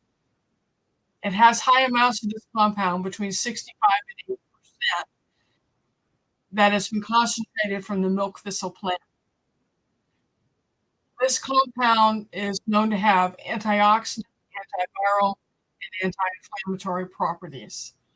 It's been traditionally used to treat liver and gallbladder disorders, promote breast milk production, prevent and treat cancer, or even protect the liver from snake bites, alcohol, and other environmental poisons.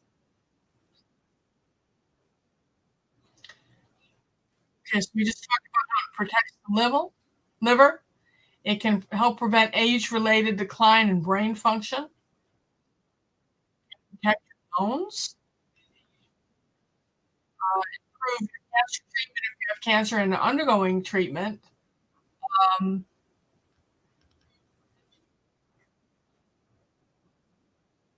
also make chemotherapy more effective. It destroys cancer cells, boosts milk production. It can help treat acne if you take it as a supplement. It says people with acne, 210 milligrams of silymarin, which is the compound in milk thistle, per day for 8 weeks experienced a 53% decrease in acne lesions. Milk thistle can lower blood sugar levels for people with diabetes. You're way ahead of me, Mike. Mike knows his milk thistle. Antioxidant, anti-inflammatory, useful for reducing risk of diabetic complications such as kidney disease. So what are the contraindications? Milk thistle should not be used by pregnant or breastfeeding women. People with a history of hormone-related cancers, including breast, uterine, and prostate cancer, should not take milk thistle. Do not take milk thistle if you are allergic to ragweed, chrysanthemums, marigolds, chamomile, yarrow, or daisies.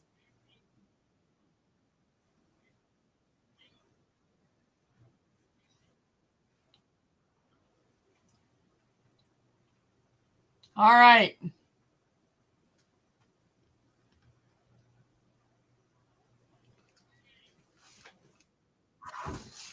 Who knows what this is?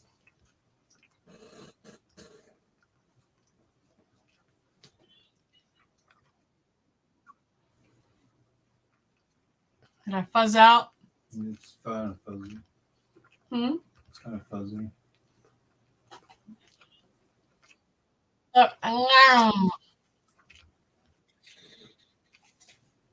Moringa.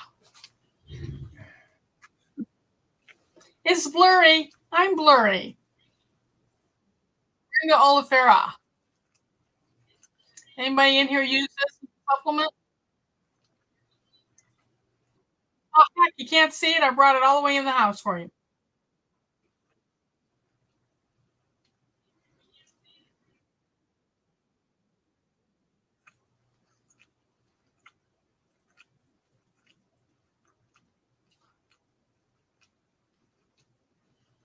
All right. This particular pot, I've got like 4 of them. I took last year's moringa seedlings and 3 or 4 in a pot and braided them. And it's an experiment I'm doing to see if it'll survive being braided. And it's a year-old tree. It's on the floor. It's up higher than my shoulder is right now. So that's for about a foot tall tree in a year tree. It grows really fast.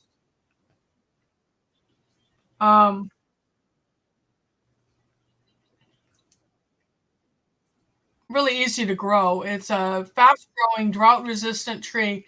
And if you're in the semi-tropics like Louisiana, Texas, Mississippi, the Gulf regions, and Florida, it is a cash crop, and you can make a bundle of money growing and harvesting this. Okay, it's in the family of Moringaceae, native to the Indian subcontinent and used extensively in South and Southeast Asia.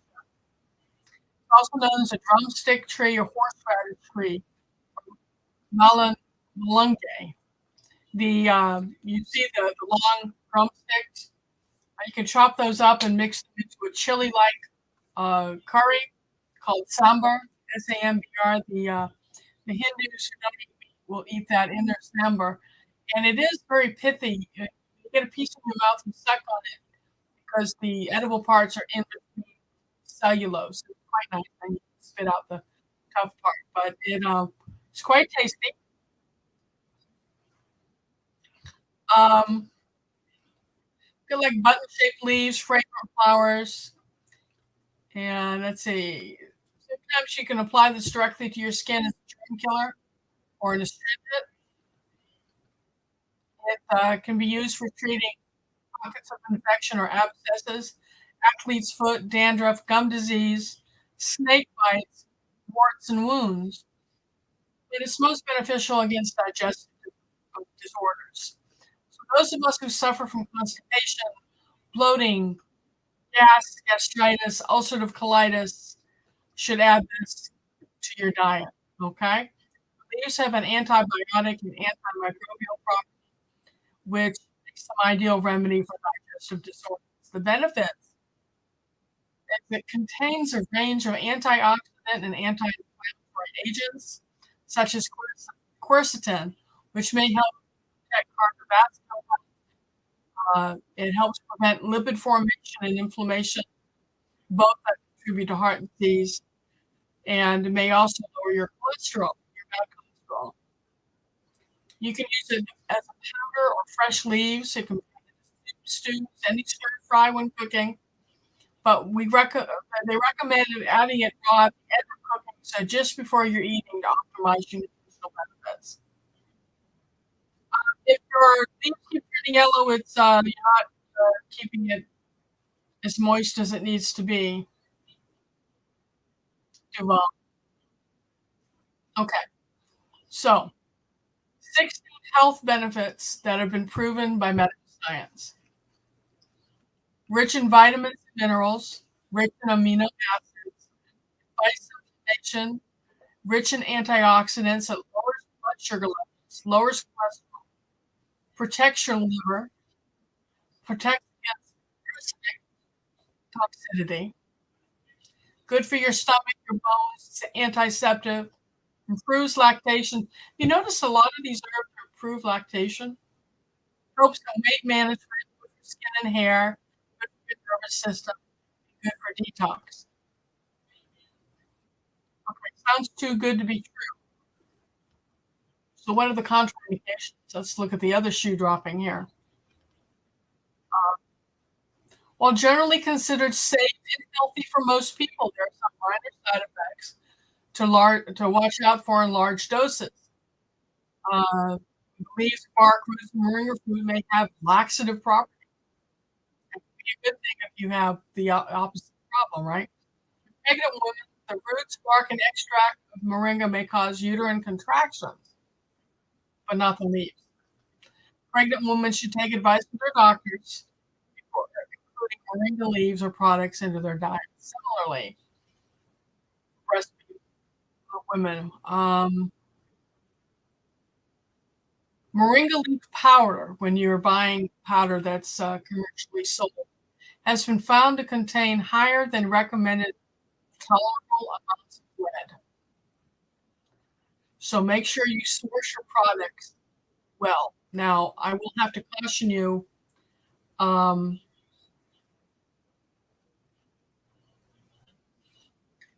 if you also buy turmeric and it comes directly from India, you look at the turmeric and if it's bright yellow, it has been laced with lead. They use lead to improve the color of it.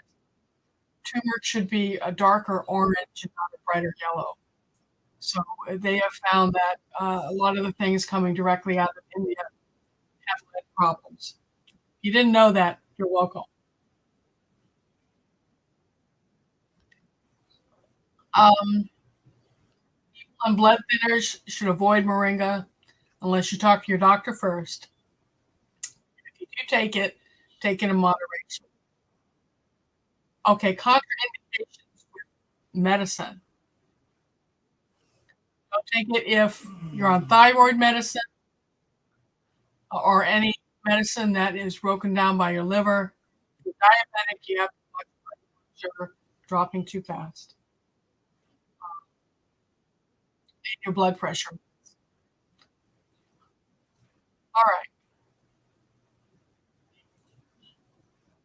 Those are all the forms in that picture that you can find it in. Who knows what this is?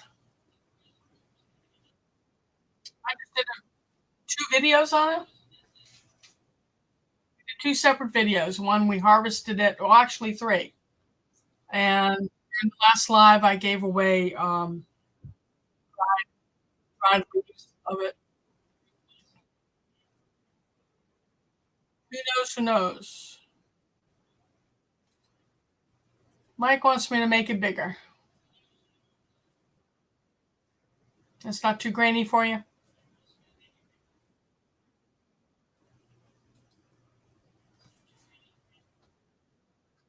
Mullen, yes. Almost homesteading. I've got 3 videos out there. First one, I'm harvesting the leaves, and the second one, I'm tying up the plant that got blown over in a storm and picking the flowers. And the third one may not be released yet. Maybe in my queue to be released is I'm making actual oil.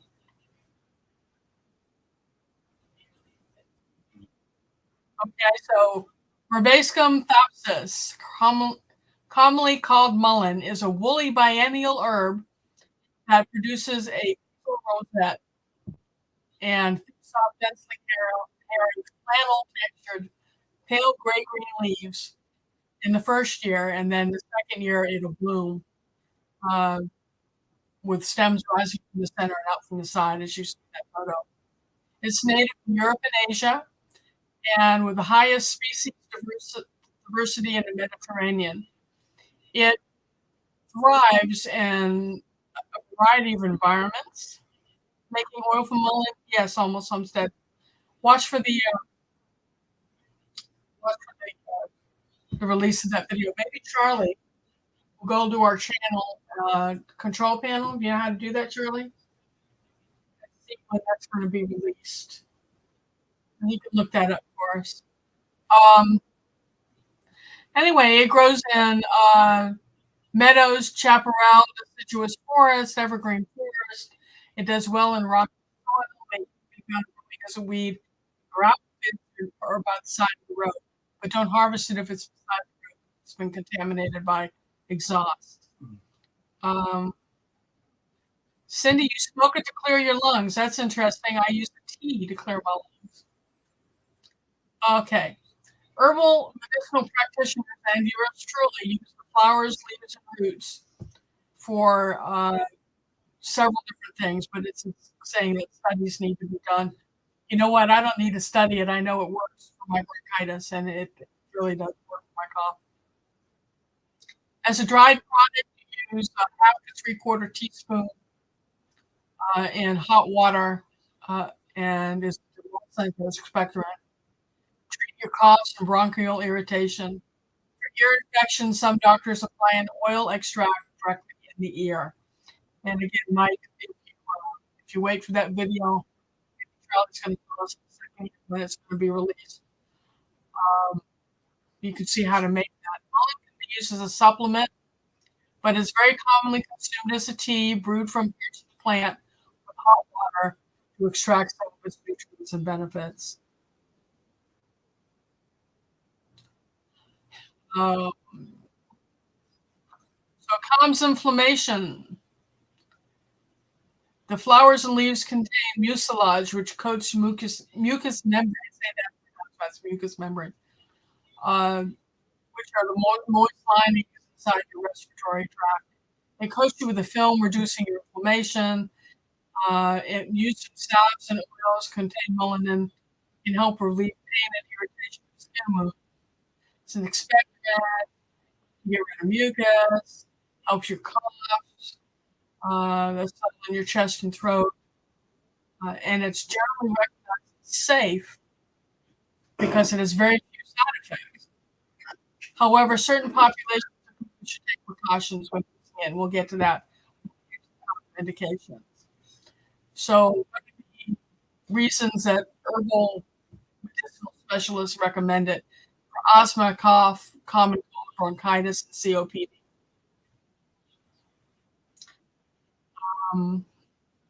So what are the contraindications? Some people are sensitive to the plant and can have allergic reactions or skin irritations with topical use. Ear pain or infection can be serious. If you plan to use almond oil, be sure to speak to your doctor first. But almost homesteading, Charlie sneezed and the dogs took off to bark. That was. Hey, Gail. Gail is under her husband's name, Peter Stasinski. Welcome. Okay, so some people suffer contact dermatitis from it. It's never done that to me. With itching, rash, and irritation, be sure to test it on your skin before you use it as a spell over a large area.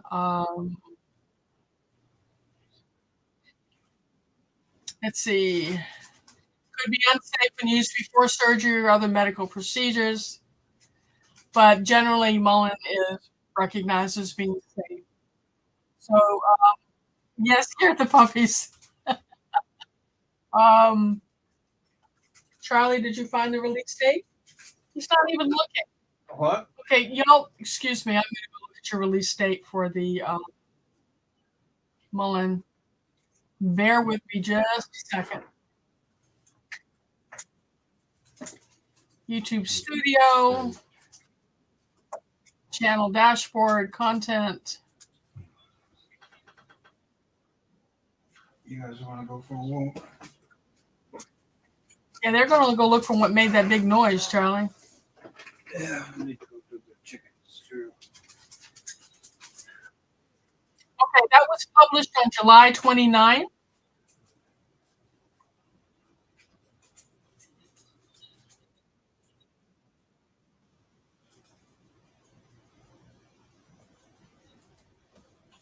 There's a link if you want to watch that video. Y'all, Peter Stasinski was a very close friend of mine, a so close friend. We lived in South Florida, and Fridays, one Friday I'd cook, one Friday she'd cook, and so we enjoyed meals together, and then we'd watch X-Files together. That tells you how long ago it was. And then she moved to Titusville, and I was in Fort Lauderdale, but we've kept in touch. And I miss talking to you, Gail. I miss you. Okay. The next one, Mike's going to love this one. Who knows what that is?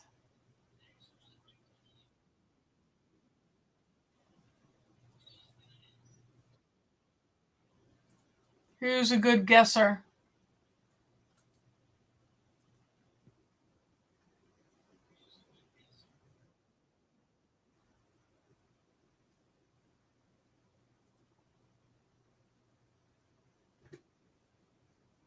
No clue. The guys will want to hear about this. Charlie comes back from walking the dogs. He can tell you he uses this. Saw palmetto. So, Dark Lord, do I need to shut up, or I only have a few more to go?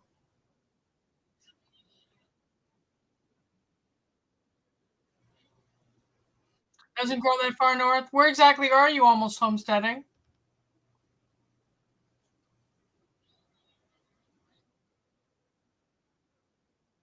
That's what the saw palmetto looks like.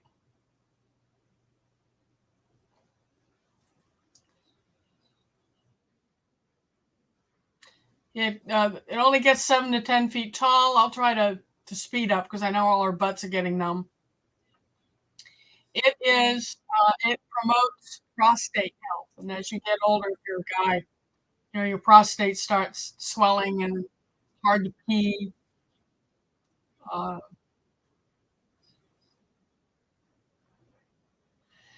Yeah, Gail, I'm so sorry. Gail lost her husband, Peter.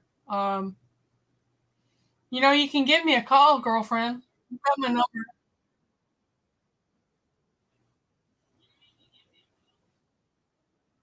I'm sorry. I know I miss him too. I miss you both.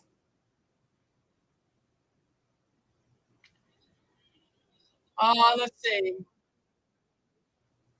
You can get it in soft gel and tablet forms combined with other ingredients that help your prostate, Mike. Um, some experts recommend taking a supplement with food to prevent adverse effects, but it prevents hair loss by balancing your hormones. It improves urinary tract function. It's an anti-inflammatory, targeting your prostate, and it helps you regulate your testosterone hormones. So, what are the contraindications? Saw palmetto may have effects similar to some hormones and should not be used in pregnant or nursing women. Why would you take? Why would a woman take it? It targets your prostate. And women or anyone who's had risk hormone-related cancers, and it also may interfere with the absorption of iron. So, I'm going to try to speed up a little bit. This is self heal, okay? And I think that is absolutely gorgeous. Looks like a nice flower to have around the home. Yeah, maybe I should take it. I have thinning hair. Did it regrow her hair? Because I'm losing my hair on this side of my head. Really, really thin. You see how this has gone up? My hair used to be here. I'll take some of my husband's salt palmetto then.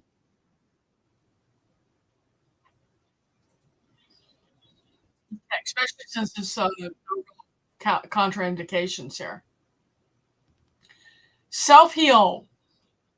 It's a heal all wound wart, heart of the earth type of plant. It's an herbaceous perennial wildflower favored by bumblebees and butterflies, and it's used for a host of medicinal things. Almost homesteading is infusing self heal. What kind of oil are you fusing? What kind of oils are you girls using this for?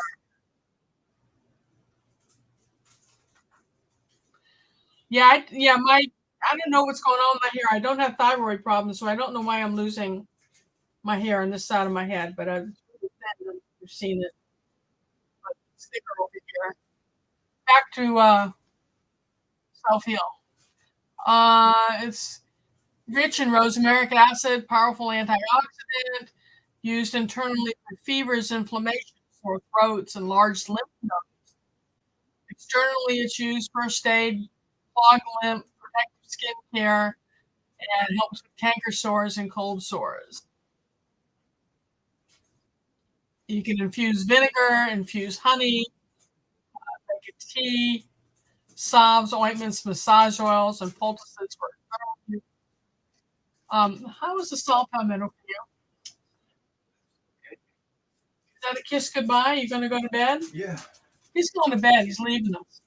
He's got to get up at 5 a.m. to go to work. He drives in 2 days a week, and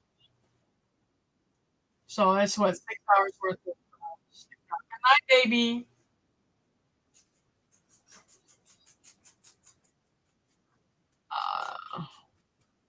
Okay, so back to salt palmetto. Helps with inflammatory bowel disease. Helps deep wounds, especially those of emotional origin, Gail. And it's helped to remove mercury from the body. So if you eat a lot of fish, deep sea fish like tuna and swordfish, for that, it can help you combat the mercury intake. Contraindications. This herb is considered safe with very little information on contraindication. All right. This is Solomon seal root. It's the part of the plant you want to use with Solomon seal, and my husband has a pot of it growing out by the chicken house. This is what the plant looks like.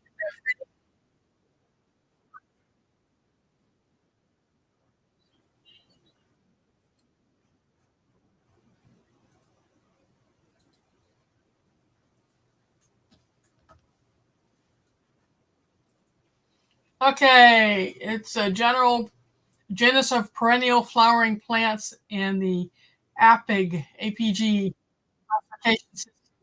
It's an Asparaceae. It's made, tea is made with the root, and brown rice is added to it to give it better flavor. Has a mild, slightly nutty flavor that will leave you feeling satiated and calm. So it's calming. Good choice for those who are overworked, stressed, or exhausted. How many of us does that apply to? Solomon seal is traditionally prepared as both a tincture and a tea. Both hot and cold infusions may be indicated. A long cold infusion is commonly prepared to experience the full benefits of its demulcent properties. Indiana backyard gardener Adrian, I might grow it just because it's pretty, and it's perennial. So it's used for lung disorders, swelling, inflammation, skin conditions such as bruises, boils, and hemorrhoids. So smear it on your butt. Used to treat lung disorders, reduce swelling, dry out tissue, and draw it together. It's astringent. It provides leaf fractures and bone spurs. Can help you rebuild cartilage with extended consumption or if you use it for a long time. And especially if you apply it externally while you consume it internally. It supports muscles, joints, and connective tissues. Contraindications. Solomon seal is safe for most adults when taken for short time periods. It may cause some side effects such as diarrhea, stomach complaints, and nausea if you take it over a long period or in very large doses. But if you take the herb as a tincture or tea, you have minimal risk for side effects. It's safe for most people. It lowers your blood sugar, so use it with caution if you're on insulin or high blood sugar meds. It also may interfere with digitalis-based medication. So how many more things do I have here? 1, 2. I have 3 more herbs. Should I go ahead and finish them? I say go ahead and finish them. What do you think?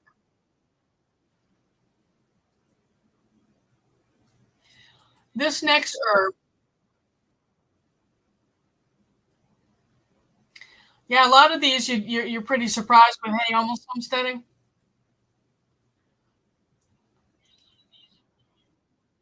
Look at this. Look at all those welts and swelling and irritation. Who can guess what caused this? He's got his hand on it.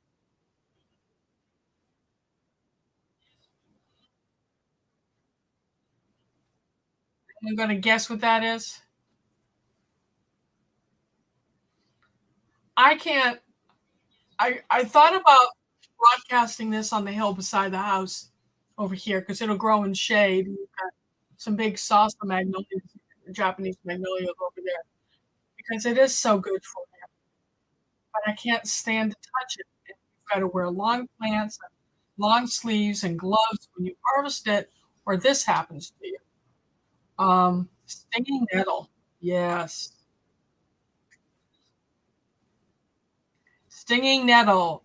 Urtica dioica. Dioica? Glad y'all put up with my mispronunciation of things. Stinging nettle. Makes me hurt just looking at it. It's known as common nettle, burn nettle, stinging nettle, or nettle leaf, or just nettle or stinger. That's how I call it owie. It's a herbaceous perennial flowering plant, native to Europe, much of temperate Asia and western North Africa, but it's now found worldwide. The root of the stinging nettle is used to treat pectotional difficulties associated with benign prostatic hyperplasia, while the leaves are used to treat arthritis, rheumatism, and allergic rhinitis. Simple nettle tea is one of the easiest ways to access the benefits. Use fresh leaves to dried leaves, place into a tea strainer or coffee press. Pour boiling water over the leaves and let it steep 15 to 20 minutes. And then you drink it cool or warm. It has a pleasant grassy flavor, and I go ahead and buy tea bags. I'm not growing it. I'm not sticking my hands in that. No. Okay. It has anti-proliferative, anti-inflammatory, antioxidant, anaglycic, anti-infectious, hypotensive, and anti-ulcer characteristics. It also helps prevent cardiovascular disease, all parts of the plant, the leaves, stems, roots, and seeds. Some studies suggest that people find relief from joint pain by applying nettle leaf topically to the painful area, probably distracting you with other types of pain. It's like you hit your funny bone, let someone hit you on the toe with a hammer, and it distracts you from that pain. No, thank you. There are studies showing that taking oral extract of stinging nettle along with non-steroidal anti-inflammatory NSAID can reduce, helps you take less NSAID. Yeah, no, I don't want to itch all day. Contraindications. Raw, fresh, stinging nettle leaves cause skin rash. You think? Sometimes used as a counter irritant, even as published and not taking my mouth. I don't know what that's supposed to mean. Use with caution if you're elderly because of the potential of causing low blood pressure. Did you know that? And use with caution if you have diabetes because it can lower or raise blood sugar levels depending on how your body reacts to it. If you are on drugs such as warfarin, Plavix, or aspirin, you may not want to take stinging nettle because it does.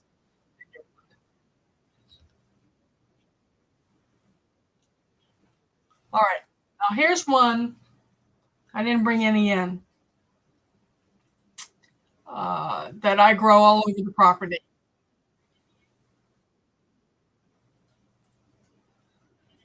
This is a as far as I'm concerned. Creeping Charlie, huh? That must be a colloquial word for something. Who in here uses turmeric? Whether it's powdered or fresh. I use powdered, I use fresh, I make tea, I ferment turmeric and ginger with cranberries and cinnamon and fresh honey from our hives. And it makes a very medicinal ferment that is delicious. My neighbors actually buy it from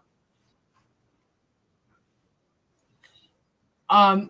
And, you know, we got temperatures here in North Georgia last winter of 7 below. And my turmeric came back this year. I was amazed because it's a tropical plant. But it came back and it's growing strong. We'll probably have to do a video on it.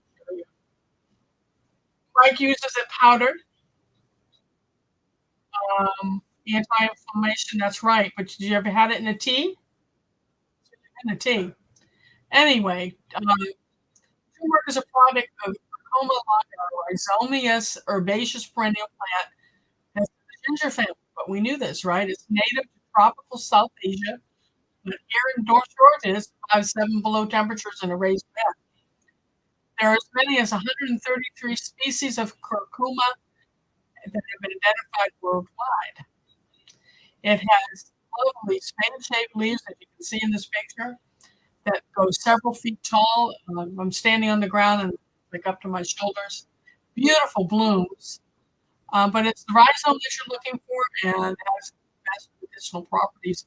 Although you can pick the leaves and wrap fish and steam fish, and it's really good. It's best absorbed when taken with food. Fatty foods, actually, such as eggs and vegetable oils like coconut or olive oil, are the best to combine with turmeric. It's because they contain a compound called Lecithin helps your body absorb the turmeric. Okay? The doctor has recommended the fresh turmeric for anti-inflammatory scale. The most effective way is to take turmeric with a liquid, such as a liquid shot from, or even blended with a drink or smoothie. Okay? This means you're looking for purely health benefits. It's best to simply take supplements. They're far more concentrated and get you the curcumin you need without the bloat. I've never had a bloat problem with it, cooking with it anymore. Benefits. This has been used to treat health conditions for the last 4,000 years. It takes 1 or 2 months, noticeable impact of you taking this about daily. Okay. My husband has fibromyalgia, and when I cook with the turmeric and garlic or whatever, his pain levels stay in control. In India, it's traditionally used for disorders of the skin, upper respiratory tract, joints, and digestive system. Today, it's promoted as a dietary supplement for a variety of conditions, including arthritis, digestive disorders, respiratory infection, allergies, liver disease, depression, and many other. I know that I read a study a few years ago where it looked at the incidence of Alzheimer's in India, and evidently people over there don't get the incidence of Alzheimer's that we do here. And they attributed that in part to their having turmeric in most of their curries and cooking.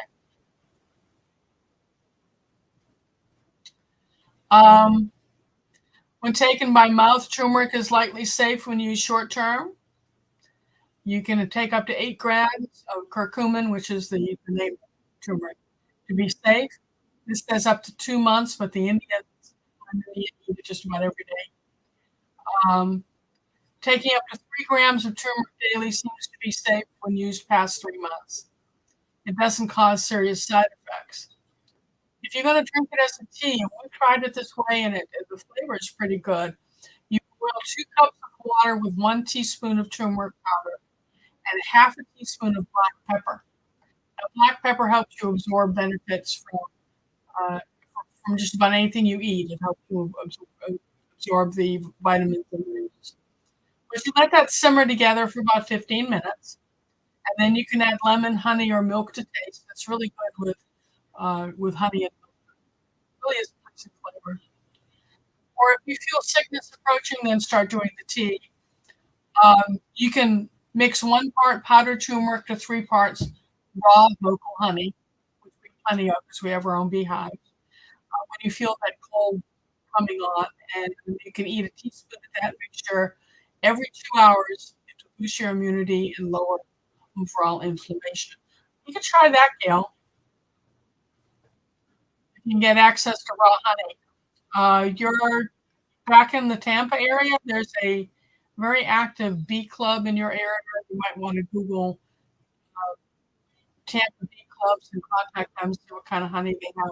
They should be harvesting right now for super local raw honey. Okay, some proven benefits in medical research: anti-inflammatory, aids in digestion, anti-cancer, control your blood sugar, heart health, antioxidant, virus protection, may help prevent Alzheimer's, which I just told you about, arthritis relief, antidepressant, liver function, erectile dysfunction, skin health, weight loss. And it's being used in everyday snacks and popcorn and crackers, golden milk lattes, and soups. So what are the contraindications? People should not take turmeric, include those with gallbladder problems, bleeding disorders, diabetes. Again, it's always cautions pre-diabetics because these things drop blood sugar. But if it means taking less insulin, that's a good thing, right? Gastroesophageal reflux disease, or GERD, okay? Infertility, iron deficiency, liver disease, hormone-sensitive conditions, and arrhythmia. If you have any of those contraindications, you may want to think twice about turmeric. And our last herb. Oh, that's a picture of rhizomes turmeric rhizomes being harvested. It's in a powder. That's, you see how deep orange that is?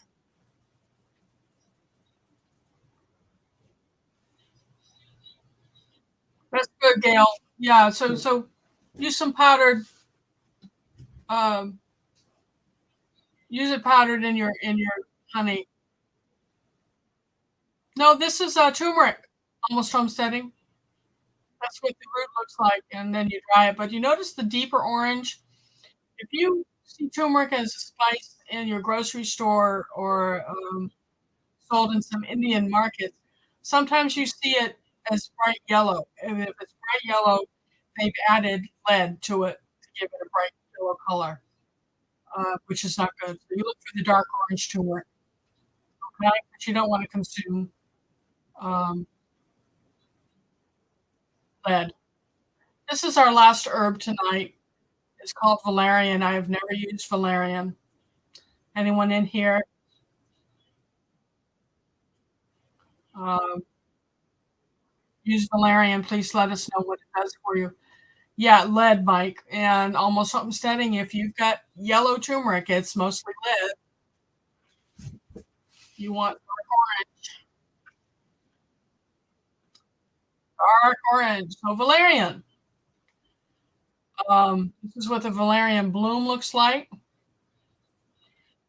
This is the root or the whole plant. And I just show you that they're grinding up the root there. It is a perennial flower with scented blooms, leaves, and even the stems smell good. It matures in the summer and it gets up to 5 feet tall. It bears a sweetly scented pink or white flower that will attract hoverflies. Hoverflies is a predator fly that are good to have around. If you've seen them, they're teeny tiny and they hover around and they look at you. Follow me around the garden. I guess they think I'm a big insect they want to eat. Let's see. It's native to Europe and Asia, but it's naturalized here in North America. The roots and rhizomes of valerian are used for medicinal purposes. And based on research, take 300 to 600 milligrams of valerian root 30 minutes to 2 hours before bedtime if you have insomnia or sleep trouble. If you're going to make a tea, soak 2 to 3 grams of dried herbal valerian root per cup of hot water for 10 to 15 minutes. Now, again, the length of time that you steep an herb for tea impacts the potency. So it's recommending a 10 to 15 minute soak. 10-minute will give you a lighter dose, and the 15-minute soak will do. Benefits of valerian roots medicinal usage.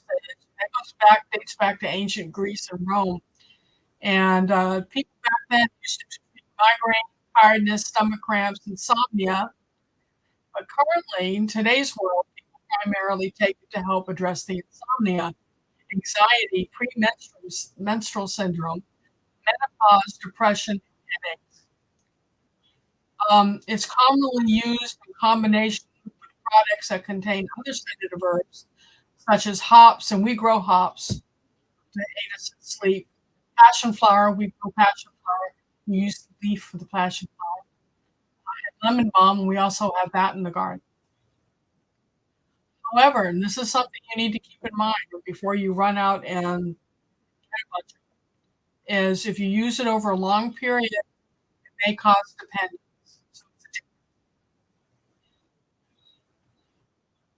Okay, valerian has been implicated. Looking at contraindications.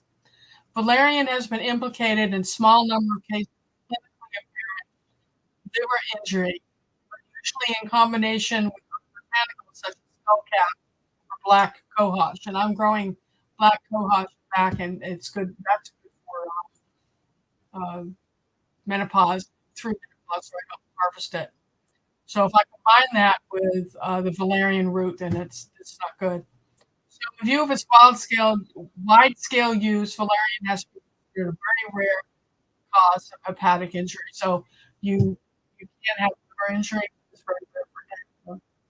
It's not safe if you're pregnant or breastfeeding. and it's not been evaluated for children under 3 years of age. And because it can make you very drowsy, don't use it while driving or operating machinery. And that, my friends and family, is tonight's 2.5-hour lecture. So, how many people are still with me? Great. Couldn't hear me do what? Yes, hoverflies are beneficial.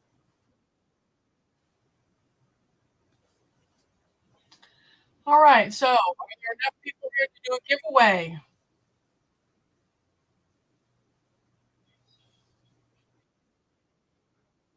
You think it went by kind of fast, David? My butt's hurting me. Which herb was it I can rub with my butt to make it feel better? I'm going to give the notes as one of the prizes, Dark Lord. It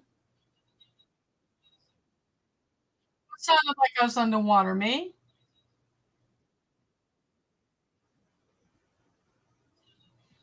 Is everyone else hearing me clearly?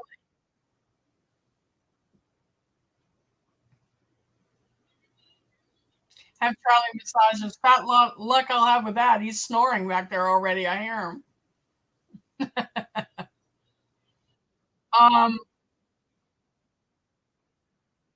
All right. So I am currently trying Gotu Kola, lemon verbena. I've got dried rose and mint.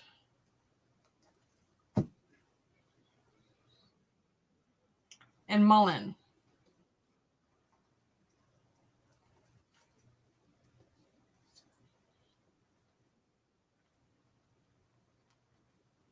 So I'm going to give 3 prizes tonight. And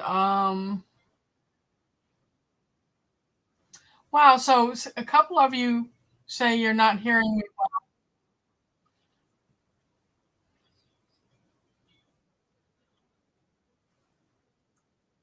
I'm sorry about that. I don't know what to do. I've got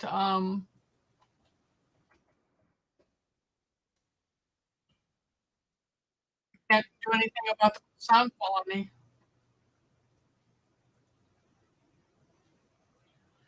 All right, so I'm going to give 3 prizes tonight, and keeping in mind that I have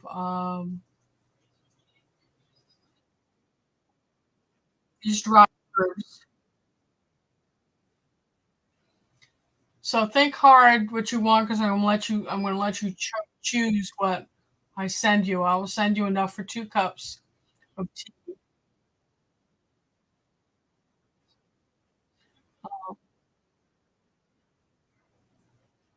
Okay. So if you want to select your tea blend of herbs that I've got drying right now, it is 11:34. I'll give you to 11:36 to type in hashtag T1. And the cat wants out. You'll have to wait, Brucey. Hashtag T1.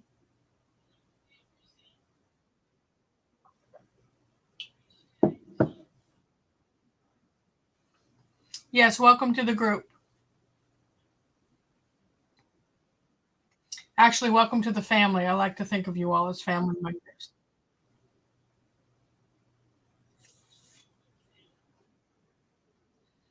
So I'm going to put together a playlist with my herbal videos, and it would help me out with watch hours if you would play my playlists. We're approaching 900. I'm on my way to 900 members. Of course, I need over 1,000 for monetization, and I need 4,000 watch hours, and I'm hovering right at about 1,000 watch hours. So look for that master list coming up. But let's see. I know that Adrian here, she sent me.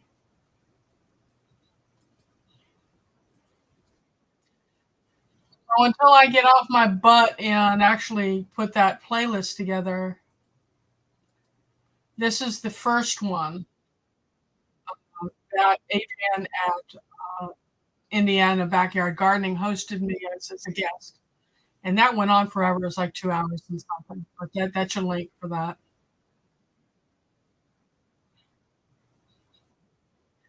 Okay. So I'm looking for T1. Indiana, almost homesteading.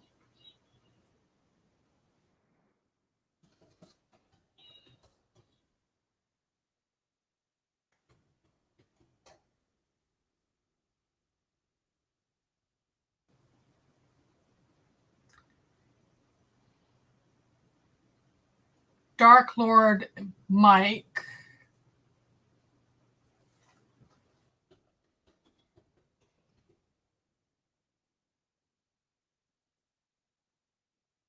David and Cindy.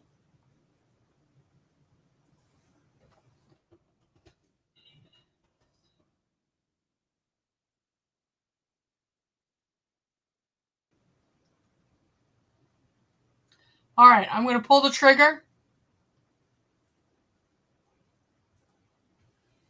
And I need to figure out, I know, Dark Lord, you sent me the directions on how to get this wheel on the screen, and I haven't figured that out yet. I haven't actually tried it. David Gray.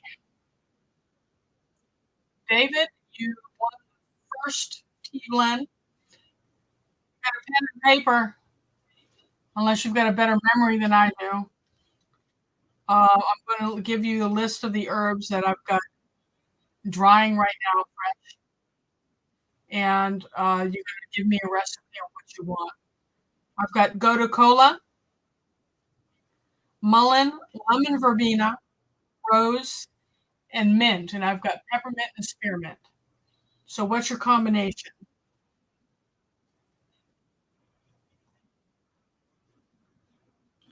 And for those of you who are new here, if you send me an email at lbolivar@bellsouth.net, you see that rolling across the bottom of your screen. I need your snail mail address and remind me of what you won, because I'm not using my gotu kola like I should. My memory sucks. Okay, so almost homesteading. Thank you, David.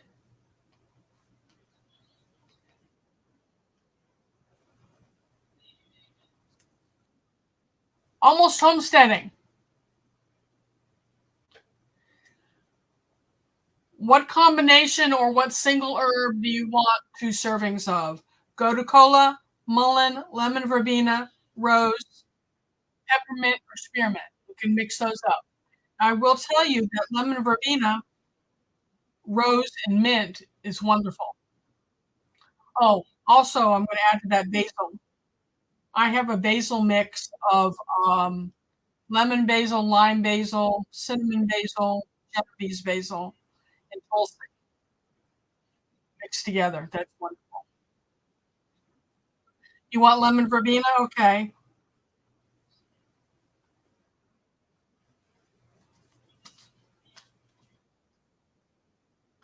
Okay, so I'm going to ask if you've won something to not put your name in. You know what? Never mind. Go ahead and put your name in.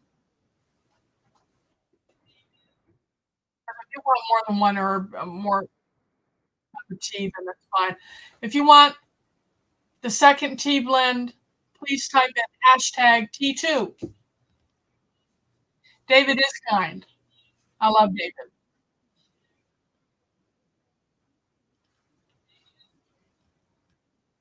Yes, almost homesteading. You see, scrolling on the bottom of the screen is my email. I'll type it in the chat as well.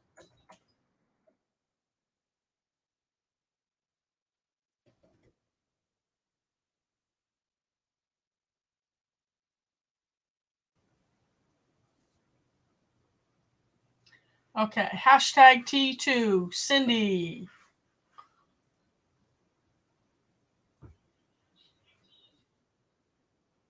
Cindy's the only one that wants T2.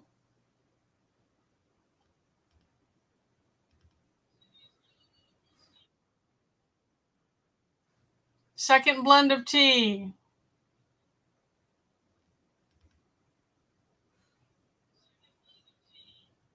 You've got until 11:42.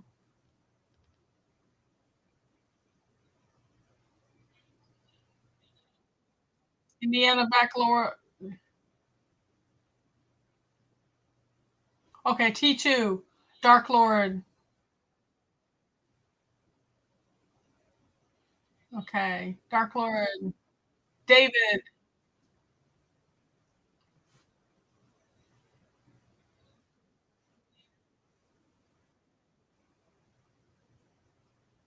Beats YouTube. Did y'all see my Bounce the Chicken short? I was scared they were going to demonize me for that.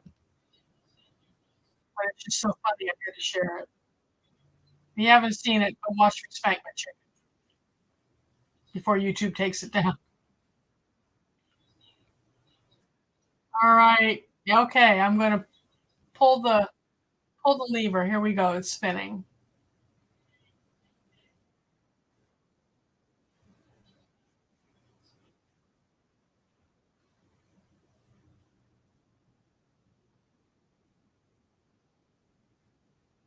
Cindy.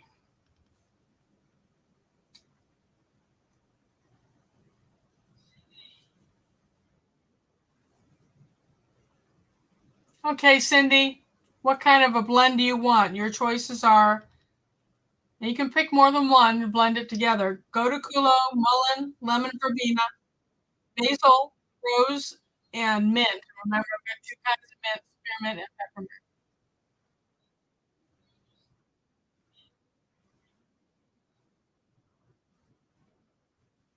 So Almost Homesteading, don't forget to send me that email. I won't be able to mail you your tea.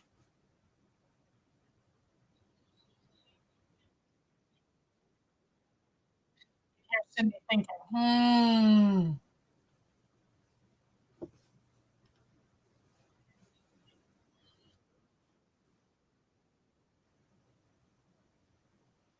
Okay, so you want Gotu Kola with something else.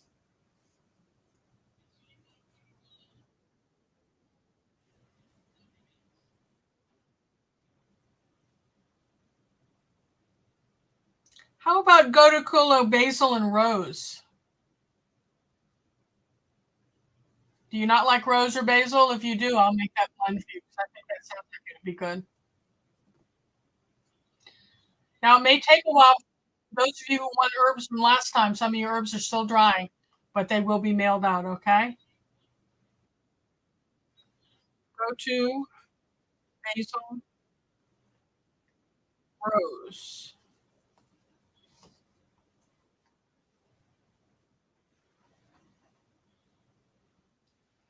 Okay, the third and final gift to give away tonight, and let me clear the wheel of all the names,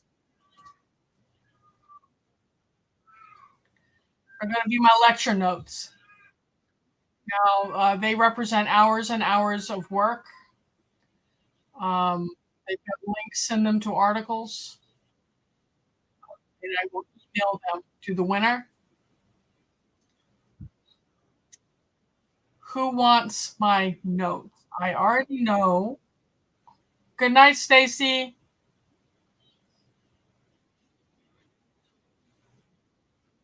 Hashtag notes. It is 11:44. It's 11:45 according to my computer. Let's give you to 11:47 to type hashtag notes. Hashtag notes to get on the wheel.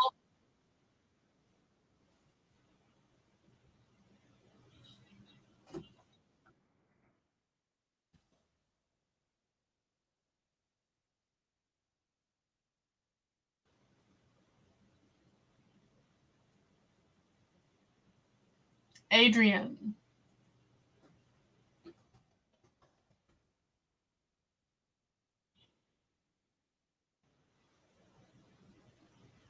Come on, you got to type hashtag notes if you want a shot at my notes. Yeah, sing the Jeopardy song. It's 2 people on the wheel. Okay, Cindy.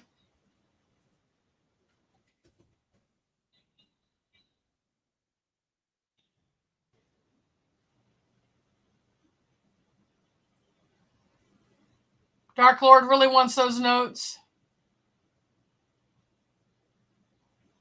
Mike, have you fallen asleep? Stacy doesn't want the notes. David, you don't want the notes.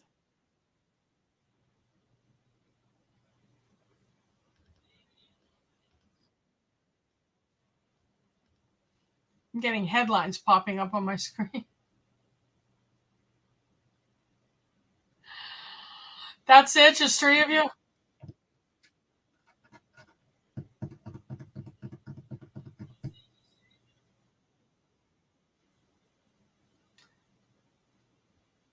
Okay, it's coming down to the cutoff point. There's 11 people in there. Only 3 of you want notes.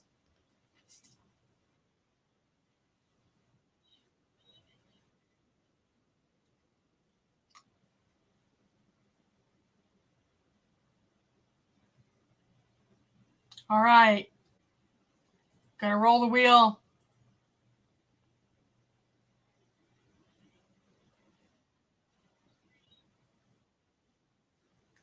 And Cindy. So Cindy, when you send me your email, remind me that you've gotten notes and the Gotu Kola Basil Rose Tea. Oh, Suzanne. Oh no.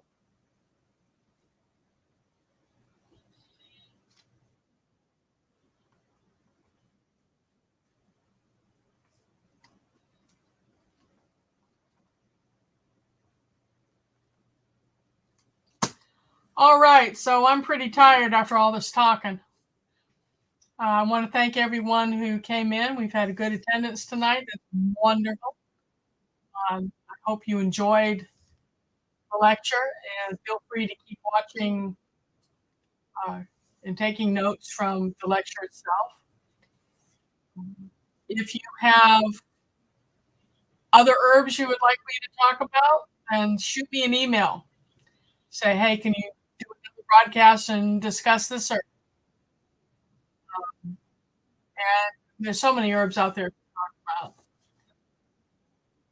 So thanks again for coming, and I want everyone to be healthy and happy, and remember to tell those that you love them, that you love them daily, because you never know. And until next time, night. See ya.